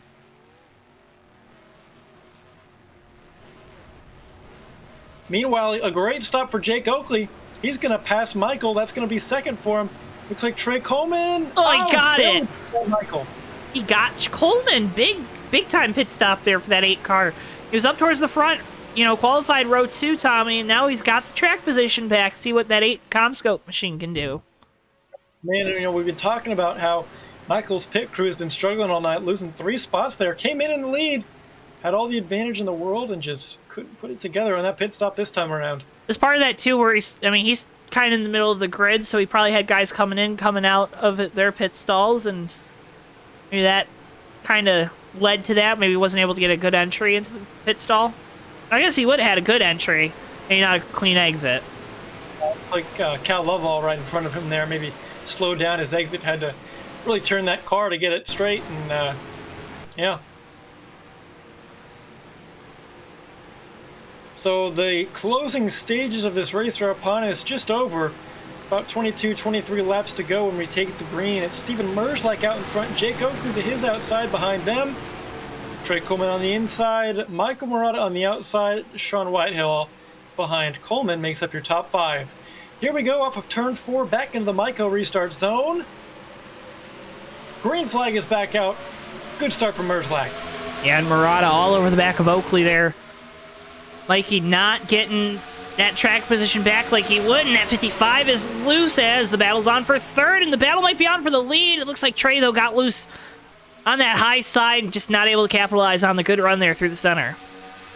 Zach Kostowski in the 1 car, he's made his way up into the top 5 after this restart now. Good start for him. Great start for that one of Zach Kostowski, and he had a great run last week at Knoxville going until some late issues. Or early, he had a great heat race, I should say, and then had some issues in the main. That one team trying to get away from those mechanical lows they had last week, and they've done a great job of that tonight. In the shuffle, Sean Whitehill has passed Oh! Mike Morales. Oh, Dipsy has it around. And it looks like it was contact with the 12, and Hazard up and over on his side, skidding on his roof. And he's going back straight. Well, I don't know if I've seen a recovery like that before. Caution is indeed out, but that can't hurt that car. Or that can't not hurt the car, Joe. That wreck was pretty intense. That was... Let's see what happens here. Looks like this 75... Oh, yeah, 12 got into the side of him. Spins him around. Look at it. And then he just gets nailed by Jag in the 24. But it kept him going. I mean, he was still probably going about 120 down that back straightaway there on his roof. You know, the safety they built into these cars. Well, they didn't build it... Well, because they didn't build it into the walls, Tommy. Well, Davey... But not a very good day for Davey. No, trying to go for that 4-peat. I guess it's not looking like it's in the cards. Davey having the Fake Racers Podcast visor cam this week. Here it is.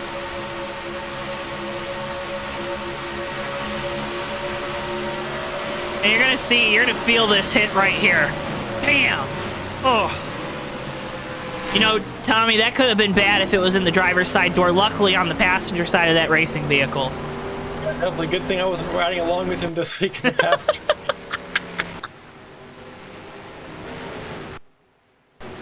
They still got that second seat in that TWB Tommy's World car? It's still there, Joe. Huh. It's still there. I think we have a guest that might want to use it at Bristol. Who could that be? I have no idea. We'll have to see. Alright, couple takers on pit road. Cal's coming down pit road. I think he's going to have to drop to the rear, right? I think so, Joe. And boy, I don't know if I'm not surprised that more people didn't come down pit road, but I don't know, these leaders just thinking that track position is going to be really important. I think they're right, but still about 20 laps to go. Track position's really important. I mean, it is. We've seen tires. They're okay, right? Well, they matter somewhat, but man, Michael Morata on old tires. Remember earlier, Joe? He did a That's good true. job. So yeah. But does everyone have as good of a driver? That's the key. That 55 team, I mean.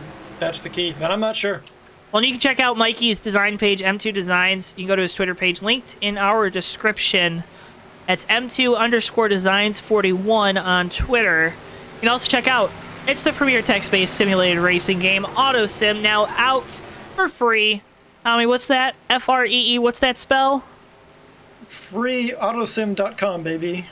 Autosim.weebly.com, baby. I set you up for failure there. That one's on me. That was on me, Coach. That one's on me. But you can go check it out, autosim.weebly.com. Also linked in the description where you can find out more. You can get involved with the AutoSim Discord as well, where you can download mods for the game. A great game. That's autosim.weebly.com. Also check out JoeTow Designs. Use code JTN2 at checkout for 10% off. Got some great racing-related designs up on there. That's JoeTow Designs. Linked as well in the description below. Also, GardenLightsDirect.com for porches to patios to more. GardenLightsDirect.com. GardenLightsDirect.com. I got that right? That was great. Yeah. That was awesome. Hey, man. When you got a retired race car driver up in the booth, you got to get those sponsors. You still have that sponsor plug logic in your brain, you know? Well, you're not retired, Joe, from driving. That's right. I'm going to be racing tomorrow night, Fast Renegade Cup Series. That's right. Oh, man. I wish I could at least watch somehow or be there. Again, work. What are you going to do? But good luck to you. And Hey, man, we're going to try to win some money. My friends out there, you bet. We're starting 36th, but a guy that's starting a lot better than 36 on this restart, Steven Merzlak, Trey Coleman was outside, Oakley, Murata, and Whitehill, your top 5. Here we go in the Michael restart zone. Green flag and a really good start for everybody, Tommy. Yeah, really clean this time. After a bunch of restarts, Joey, they started to get the hang of it, so good for them. Not wadding up there like they did earlier in the race. Further on back, Garrett. Oh, we got contact farther back. Oh, the 51 up into the wall. Don't know if that's a contact wreck. 01 also around. Let's see if these guys are slowing down. Yeah, caution's out, Joe. Oh, my goodness, guys. Davey Hazard looks like he's involved as well. Davey just not having a good night. What questions am I going to ask him this week? Usually I just ask him, oh, how'd you win? I got to actually think of some this week. Here's the replay. Hazard all over the back bumper, the 51. 51. Oh, he's going to get loose. They both got loose. 51 up in the wall. Hazard farther on back up into the wall. The 01 of Lowe's. And the Ricky Hendrick throwback / Kyle Larson car also involved.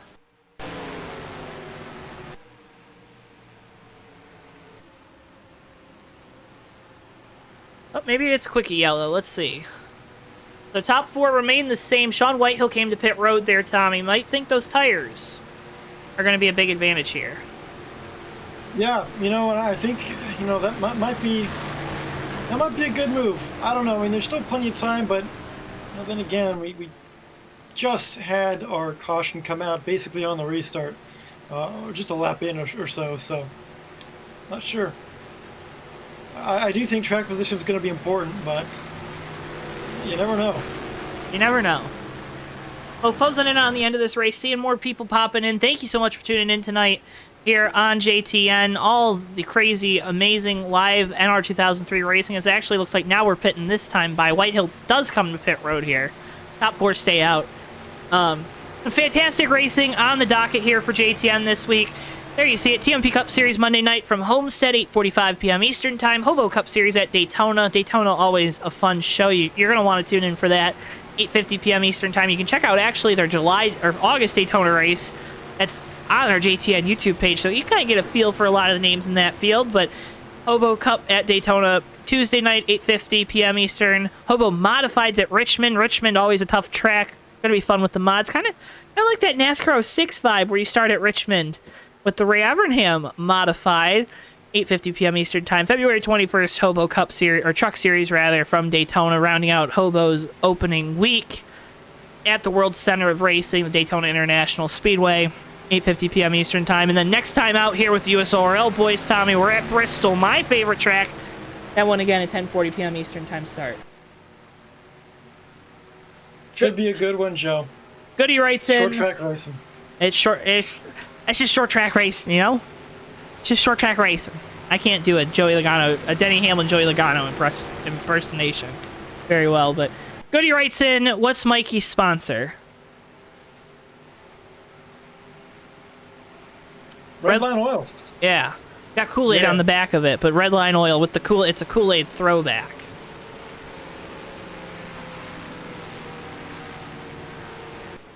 Yeah, I swear, if I have that wrong, I'm going to be very sad. Yeah, Indy's not broadcasted here.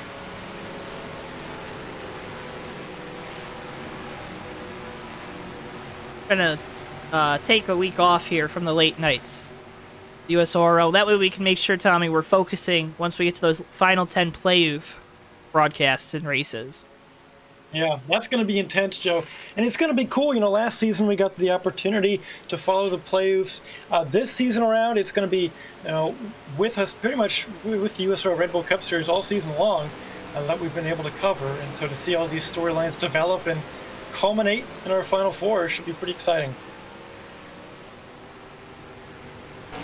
Well, this is going to be exciting here. Merzlak, Coleman, row number 1 again here. Oakley, Murata, Healy makes his way back up into 5th. And for the first time tonight, it's that Midas machine of Ray Tustin with the Brendan Poole throwback there in 6th. A little bit of history between that 55 and 18 last week. Let's see what happens. Green flag, and we're back racing from Atlanta.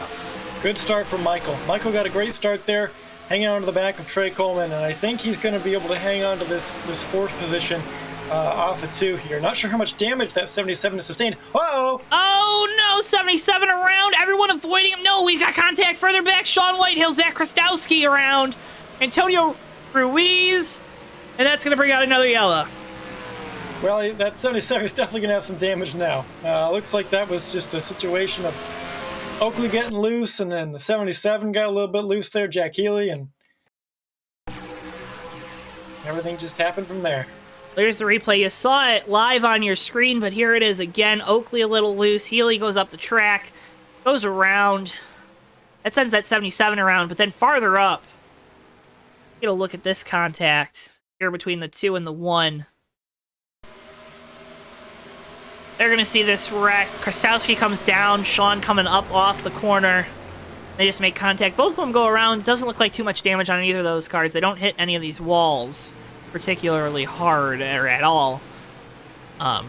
They should be okay. It should be okay. And it's basically the end of the race anyway. All they got to make it is, just over 10 laps anyway. I mean, that's been difficult sometimes this year. Sometimes. True. This is true.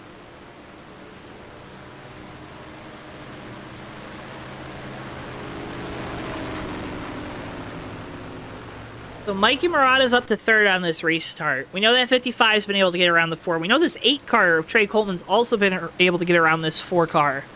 Oh, Tommy,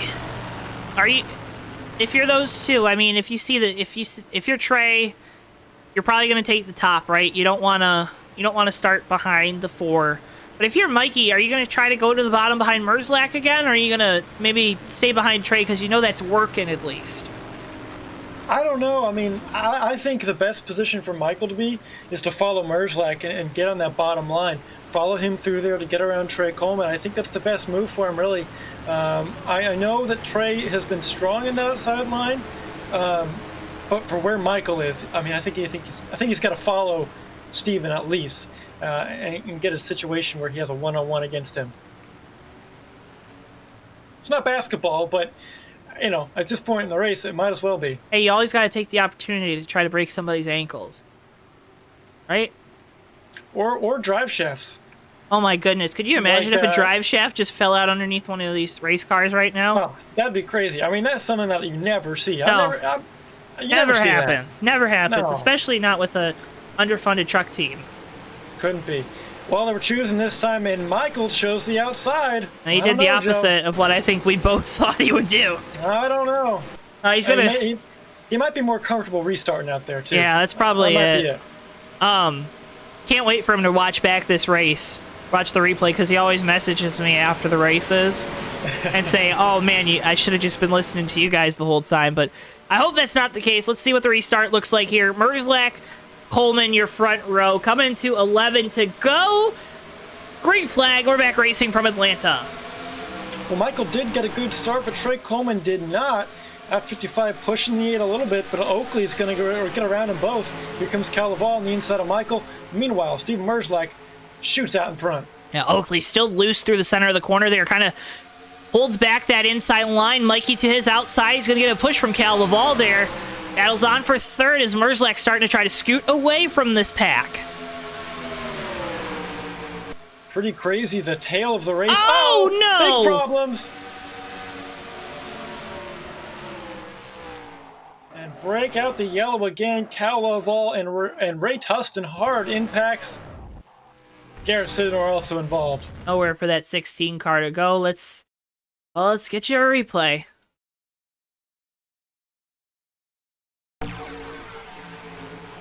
There you see him coming off the corner. Sidner comes up the track, gets into that 12,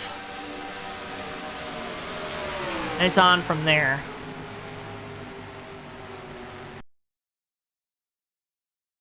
Man, hard hit. Back to our Fake Racers podcast visor cam with Davey Hazard. Right, had a front row seat for this incident.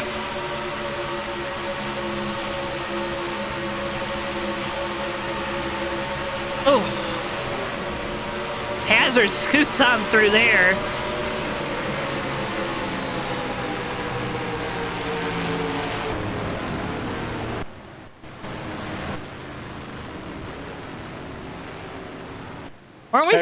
Weren't we saying he was out of this race, Tommy? Well, I don't know about out of it, but it wasn't his night. Things weren't going his way. Well, that's at least one thing that has. And right behind him, how about that 24 of Alex Seufert? He's been in the back, involved in a few accidents, but he's also up there now.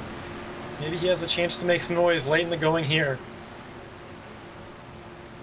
Well, we should be choosing here this time, I'm thinking, if the pattern holds true, Tommy, but we missed it because we were coming to it. It was our TWB 10 to go.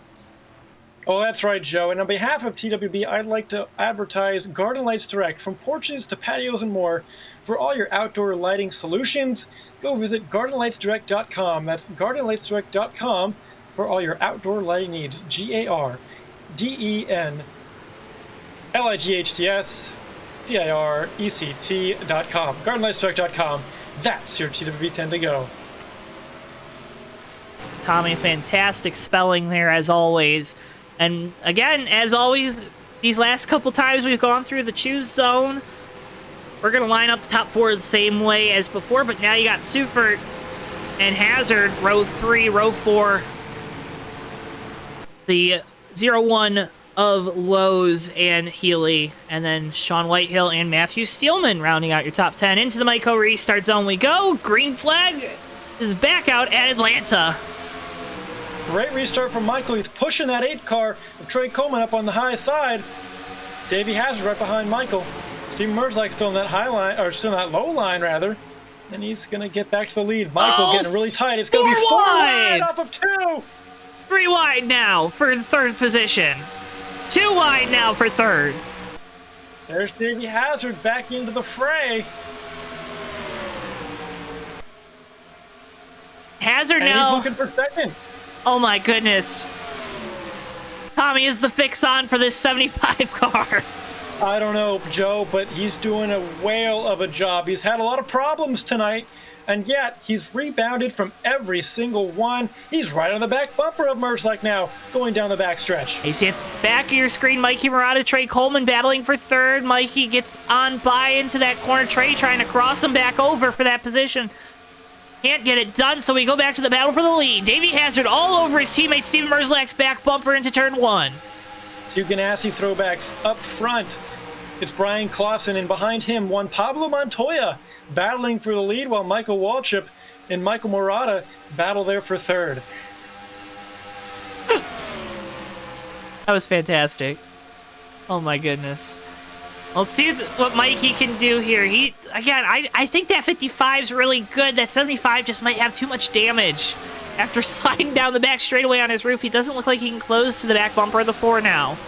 Well, it's going to be hard to catch him. He's been the class of the field all night, certainly. 5 laps to go. Michael's getting really, really tight off the corners, Joe. I don't know if he has quite the car to get back up there. We'll see.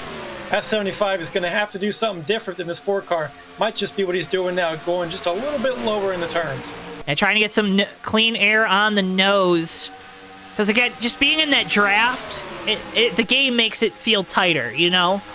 Yeah, it does. It really does. And that's something that I learned in the lights race that Monday. Hazard's there right now. Mm-hmm. But, man, I don't know how he's going to make this move, because Merzlak is guarding that bottom line.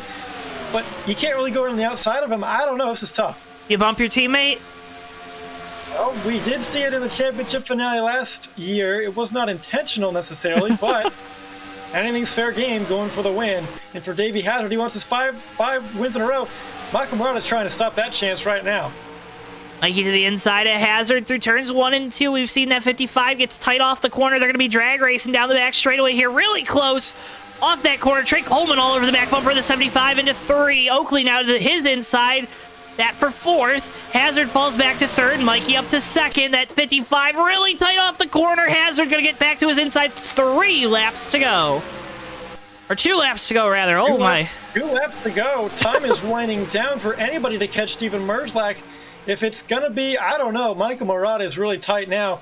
Steven Merzlak looking in the mirror. He likes what he sees. Guys, teammates battling behind him. More cars battling behind that. Coming to the white flag this time by.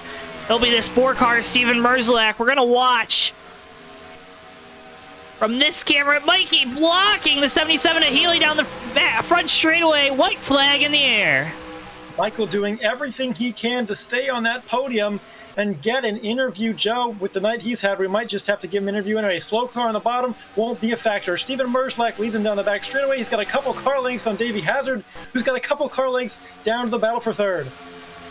Now we're going to watch this battle for third play out. Coming, though, off of turn number 4, Steven Merzlak dominates and wins at Atlanta. And a photo finish for third, and we're one wrecking across the line.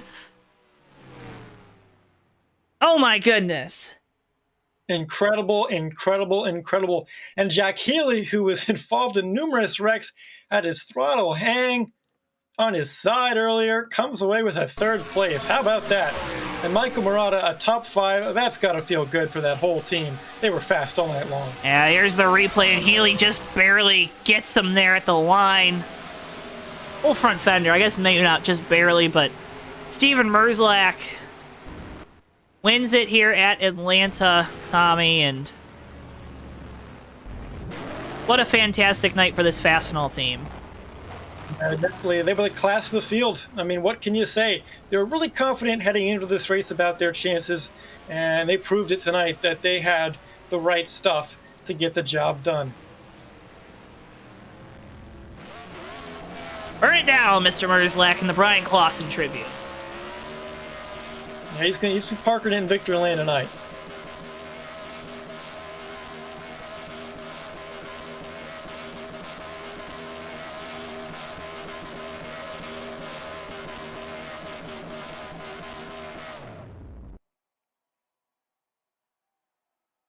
On to our post-race coverage here on JTN. If you gotta head out, appreciate you tuning in, but I think you're gonna want to hear these interviews. You're thinking that too, Tommy, I'm assuming? Oh, I think so. These are going to be some good ones. It was an incredible race here, and a great finish as well. Gonna get that going. Tommy's talking with all the PR people. I'm gonna start getting your standings up on your screen. Be all squared away here on JTN to conclude tonight's coverage of this amazing throwback race. We're being told to interview Mikey. I think we're going to interview Mikey. We've got to interview Mikey. I mean, this guy has raced his heart out. We will get him in the booth shortly. What the fans want, you know? What the fans want. And Steven Merzlak making his way to victory lane. In the meantime, let's bring in third place. It's Jack Healy to see what he has to say.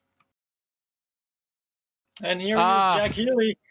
This guy had his throttle hang. He was on his side in so many wrecks tonight, and somehow you ended up third. Jack Healy, how did you do it? I don't know. I really don't know. I thought that first wreck on lap 7 was going to be the end of my race because I was, head over heels, and then they didn't shut the car off. So there was that. And then my throttle hung about 5 times. And so I had to just leave the game, restart my game, and then, and I'd be usually to the back. And well, so Jack, it was just an up and down, You had that Stanley Smith car with you, a little bit of perhaps extra help from the vibes that be yes, for you tonight. And an incredible finish side by side with Michael there. And you came from, a couple cars back to make that pass and get up there to finish third. Take us through those last couple laps. They were really wild. Started around 7th with 8 to go. I just kicked and clawed my way up and third. And it was one hell of a battle I had with Oakley and Mikey, and I think Trey was also there. It was just really fun. Unfortunately, with this race is kind of a mess, but once we had green flag racing, it was awesome. But oh well. Well, Jack, sometimes messes are just a lot of fun to watch here, and it was fun watching you claw your way back up to the front throughout this event. You can't lose hope, right? I mean, to all the young, the little kids out there that want to be you, Jack Healy. No one wants to be me, but all right. What would you tell them? Don't get fat. Go fast. Don't spin. Don't crash. Win. That sounds easy as that. Words to live by. Yes, certainly. Sir. Jack Healy, before you go, anyone you want to thank? I want to thank Ray for being my team owner and making me that dope-ass car. I want to thank my teammates for being my teammates. Our teammates kind of got into a little heated moment. They were kind of angry at each other. I need to send them a Coca-cola. Got to do that. Got to be friends. And I'll thank my parents for making me be alive and shit. Oh, sorry. And stuff. Yep. Sorry. Yep. Oh, that's embarrassing. Yeah. Am I gonna get fined? I don't know. Maybe. That's not up to us. That's up to Bristol. Oh, okay. All right. You could probably get away giving him a couple pats on the head. Okay. Okay. Good. Well. Yeah. That's how that All right. Well, Jack Healy, congratulations on the third place. A phenomenal comeback for you. Unfortunately, you're not going to come back against me in fantasy hockey this week, but that's okay. I'm gonna shut up. My team's all on the goddamn COVID list and gotten injuries. It's not looking good for me. Well, what did look good for you was that third place finish, a nice rebound after a couple rough past couple weeks. Yeah. Whoa. Yeah. All right. You guys have a good one. You guys have fun interviewing. I'm gonna go talk to other drivers and have a good time there. And all right. All right, that was Jack Healy. Jack Healy, everybody. Wow. One of a kind. Yep. You don't get interviews like that too often, but sometimes you do. No kidding. All right. Well, hey, moving on to second place, from 25th to second. Almost made it all the way up the ladder. Bring him in now. It's going to be the number 75 of Davey Hazard. After quite the up and down night, it ends on an up.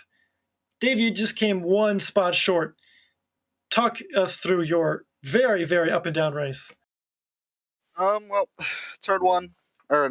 lap one at least. I don't know. I don't even know who it was, so I'm probably gonna piss someone off. But yeah, we had an hour and a half practice, and we're still driving down to the apron. I got caught up when everyone stacked up because of that, and that caused a big wreck. It took out a bunch of good cars.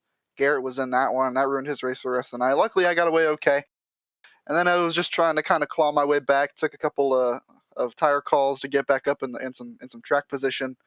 Kind of hung around up there for the most part. The odd loose car, the odd little bit of sketchiness, and then all kind of started going downhill really quickly. I forget what happened, but we're on a caution, and I forget what happened before that. I was probably my car had gotten loose, and I nosed into the wall a couple times, slammed into the wall a couple times. The car was a little weird from the damage from the beginning incident from the off, and so the adjustments that I made during the pit stops didn't really do too much to help the car.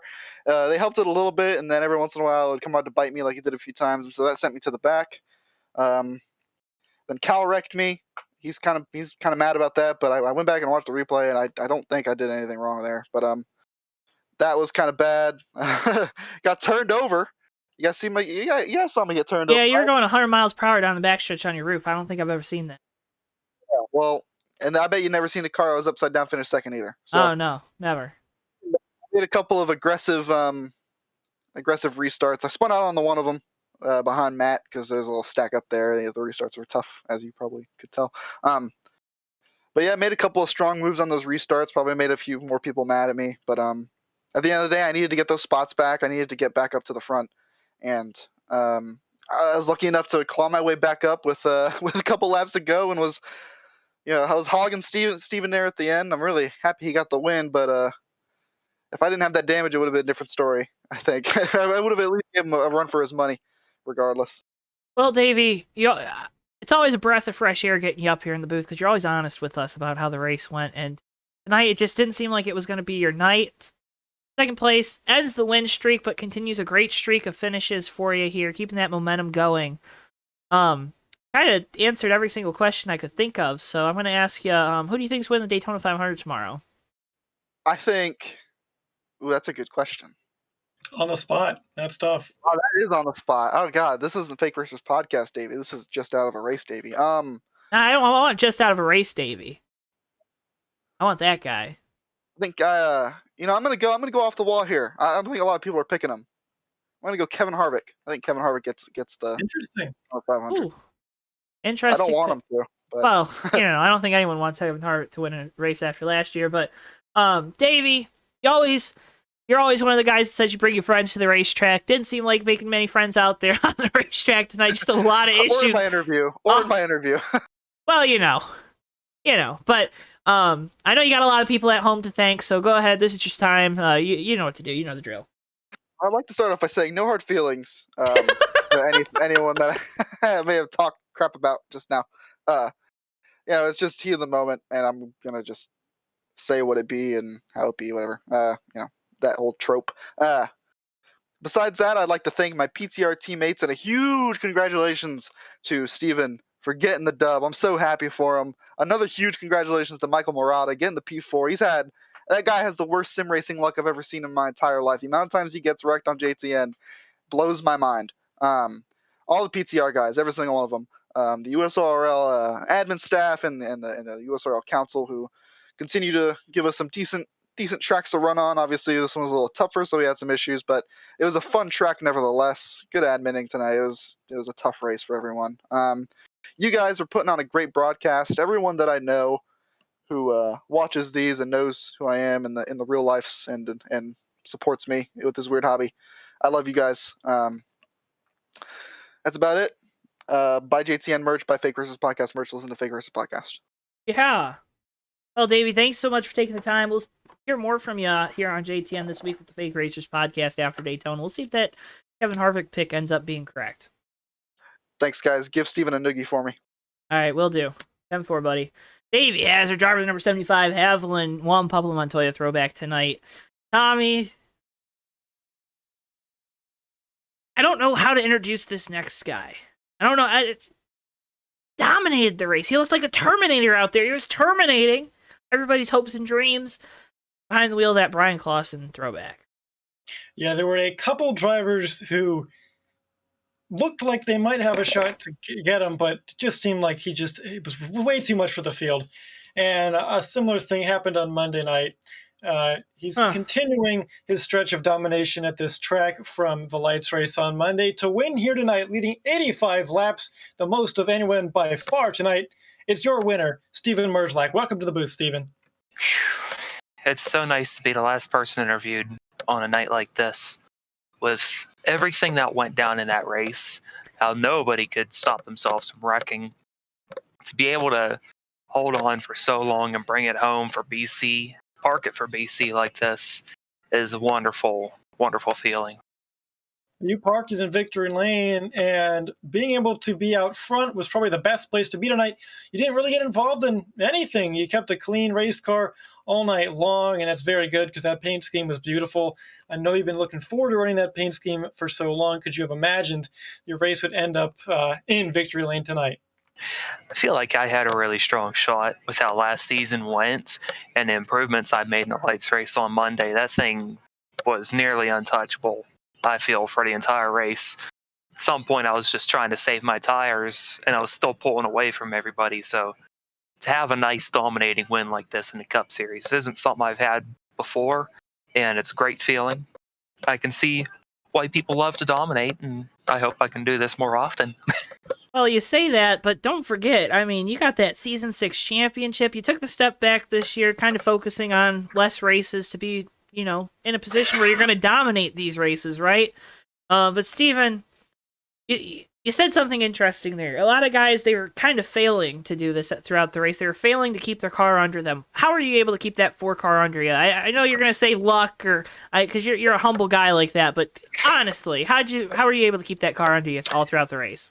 It's just a good sense of having a feeling of what's coming through the wheel and the kind of feedback that you're provided. And the more laps you can do in practice, the better, to try and get a better feel of the car under you instead of spending practice wrecking or looking at memes or whatever. Well, if you spend the time, if you crack down and you figure out how the car feels under you, not only will it benefit you in a race, it'll benefit you in every other race because you'll realize what changes do what. I think all I had to do to this set from last season is I dropped the right side tire pressures down half a click and added 2 clicks of wedge to it, and that was all the difference that it made. Well, you got to be careful because you're giving away all the speed secrets out there. Didn't list any values. Just saying. Well, that's true. He also said something there that I think might be a secret to some of it. Don't look at memes during practice. Don't be wrecking, guys. Come on, those cars are expensive. I mean, you know that. We all know that as car owners, right? I mean, these cars are expensive. Yeah, Mikey's been running up my expenses this year. Hey, no fault of his own. You better watch it. Mikey's our boy. With all the stuff he's been getting in through no fault of his own, all that terrible, terrible luck. It's so nice to see him walk out of here with a top 5. And even better, having 3 of our cars finish in the top 5 is one of the best weekends you could have as an operation. Well, it was certainly a great day for the whole PTR and SMR crews. Stephen, while you have you here, anybody you want to thank? Just want to thank, as always, want to thank Davey Hazard for bringing me on board this team and helping me step up my talents to the next level. Want to thank Fastenal for being on board this season. 1Qubit, Body Armor, Quicksilver, and HKS. And want to thank Michael Murata for looking to be my driver this season for SMR.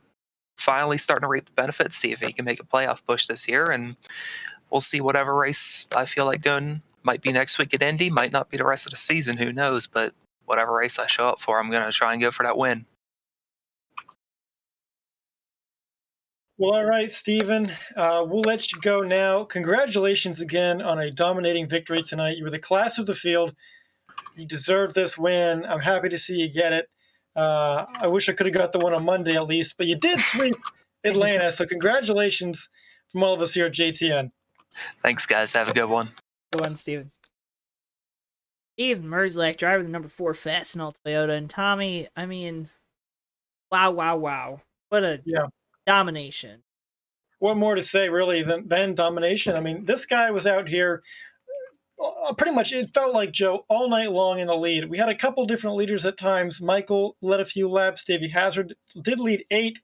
Trey Coleman led early. Jeff Dixon was up front for a bit as well. But when push came to shove, it was that 4 car that was just the class of the field. Joe, I'm going to bring up a guy to the booth who doesn't know he's getting interviewed until about now. It's that 4th place driver.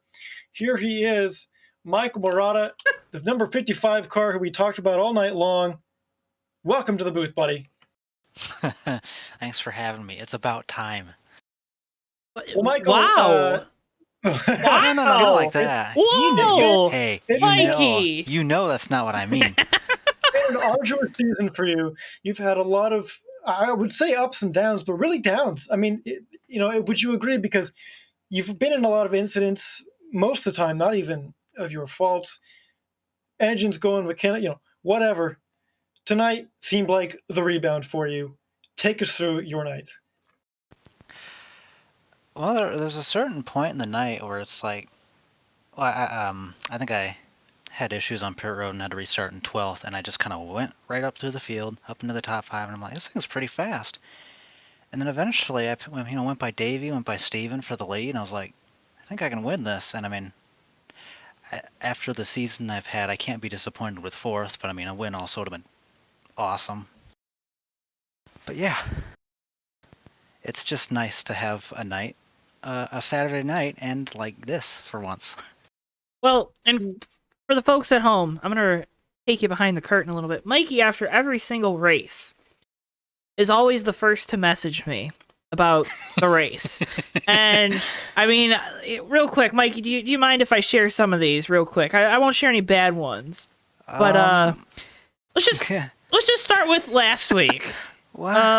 Wait. I won't say anything bad. I got it. I got you, Mikey. Hold on. Hold on.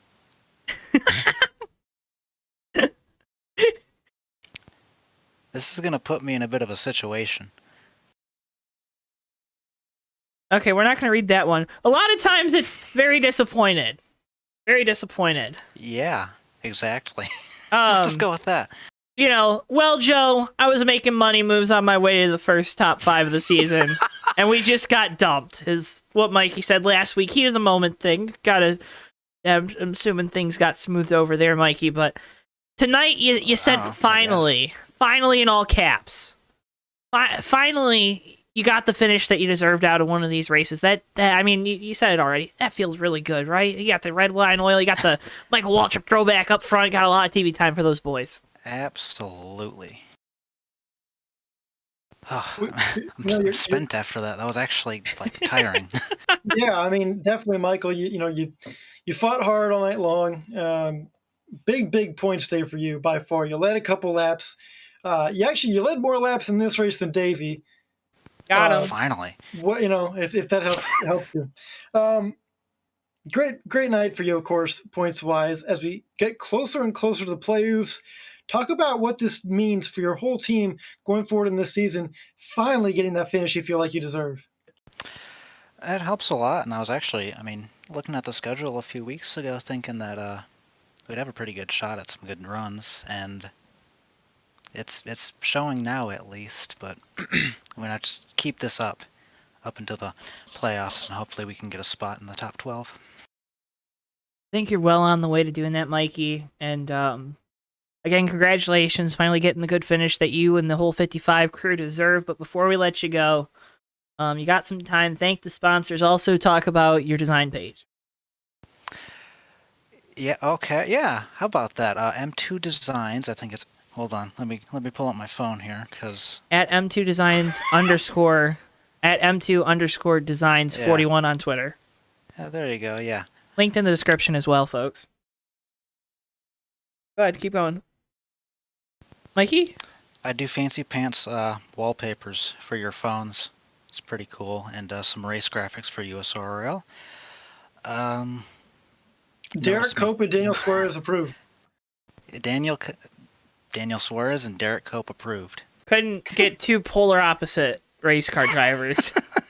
So, they're good. Absolutely. And before we let you go, Mike, anyone else you want to thank? My teammates, Steven and Davey, and yeah, we'll just go with that. Well, Mikey, again, congratulations on a great finish tonight. Keep this momentum going. It sounds like you and the whole 55 crew got some things cooking for these next couple races and to make this playoff push and get into the playoffs here in the Season 7 of the Red Bull Cup Series. Good luck, buddy. Thank you. Thanks for having me. No problem. Mikey Murata, driver number 55, Red Line Oil, Michael Waltrip throwback. I like interviewing Mikey, Tommy. You want to know why? Why is that? Because I know he watches every one of these broadcasts and he's going to hear this after the fact. You can just tell he's not comfortable. He's just not comfortable. You want to know what? Well, you're going to be getting a message about that one. Oh, I know. I can't wait. But Yeah. insider sources here. But Tommy, fantastic night of racing. We saw it was a tough track. I think, I always say to these guys, right? I always say before the race, good luck, don't suck. That's been my saying, right? Good luck, don't suck. Said that for years. I know a lot of other people say that. I say it too. Tonight was not the night to suck because it was a very tough track. Right. Are things coming off the rails here? Possibly. Oh, no. That's not good. Some drivers kept it on the rails, and the ones that did were successful, but some didn't keep it on the rails and were successful, so I don't know what to make of it, really. At the end of the day, the best car won the race. The best driver won the race. Steve Merzlach dominated. What more can you say? Well, I don't think we can say, and we're up against a hard out, it seems like. So, folks, we appreciate you tuning in tonight. A lot of you still sticking around for post-race. Guys, when you stick around for post-race, it just makes it so much better for these drivers when they get up in the booth and we talk to them, because I know you guys are listening, and they love to see you guys out there in chat as well throughout the night, kind of play it back, see what everyone's reactions to the race were. Again, appreciate you guys doing that all tonight. You guys were really lively in the chat, and can't thank you enough for that. Make sure if you haven't already, hit the like button, hit subscribe here to JTN, Joe Tow Network. Head over to our merch store, maybe peruse a little, see if there's anything that suits your fancy on that merch store. A lot of great designs that I think you should check out. IndyCar tees, stock car tees. You got everything. This throwback logo tees and shirts and the shirt, the hoodie, the sticker, everything for you. Head over to our Facebook page, give us a like. Head over to our Twitter, give us a follow. And again, hit subscribe if you haven't already. I can't say it enough, folks. You get notified every single time we go live. Every single time. So, I mean, that's a pretty good deal, right, Tommy? It is pretty good, Joe. You can't go wrong with that. And let me tell you, you don't want to miss a single minute of action here on JTN. We've seen some great racing this year and some great finishes. And, of course, some great Tommy's World content. Go check that out at the race being posted after this. Yeah, it's going to be a fantastic time, folks. Check out that Tommy's World video, especially if you liked it during this broadcast. Hit like on that video. That's, again, great way to support us is hitting the like, hitting the subscribe. But for all of us here at JTN, for Bristol, our producer, for Tommy Bordeaux, for myself, Joe Towanski, thank you so much. Thank you for tuning in. Next live broadcast is Monday night, 8:45 p.m. Eastern Time. PMP Racing League Cup Series from Homestead. That is going to be a doozy of a race. Those boys always put on a great show. But for all of us here at JTN, thank you so much for tuning in. Spread peace, love, and happiness to all those that cross your path. You know what to do. Have a wonderful rest of your Valentine's Day. Make sure you let that special someone in your life know that they are loved, especially in the times we are in. Have a fantastic rest of your day, night, or whatever time of day it is for you. Peace out, folks.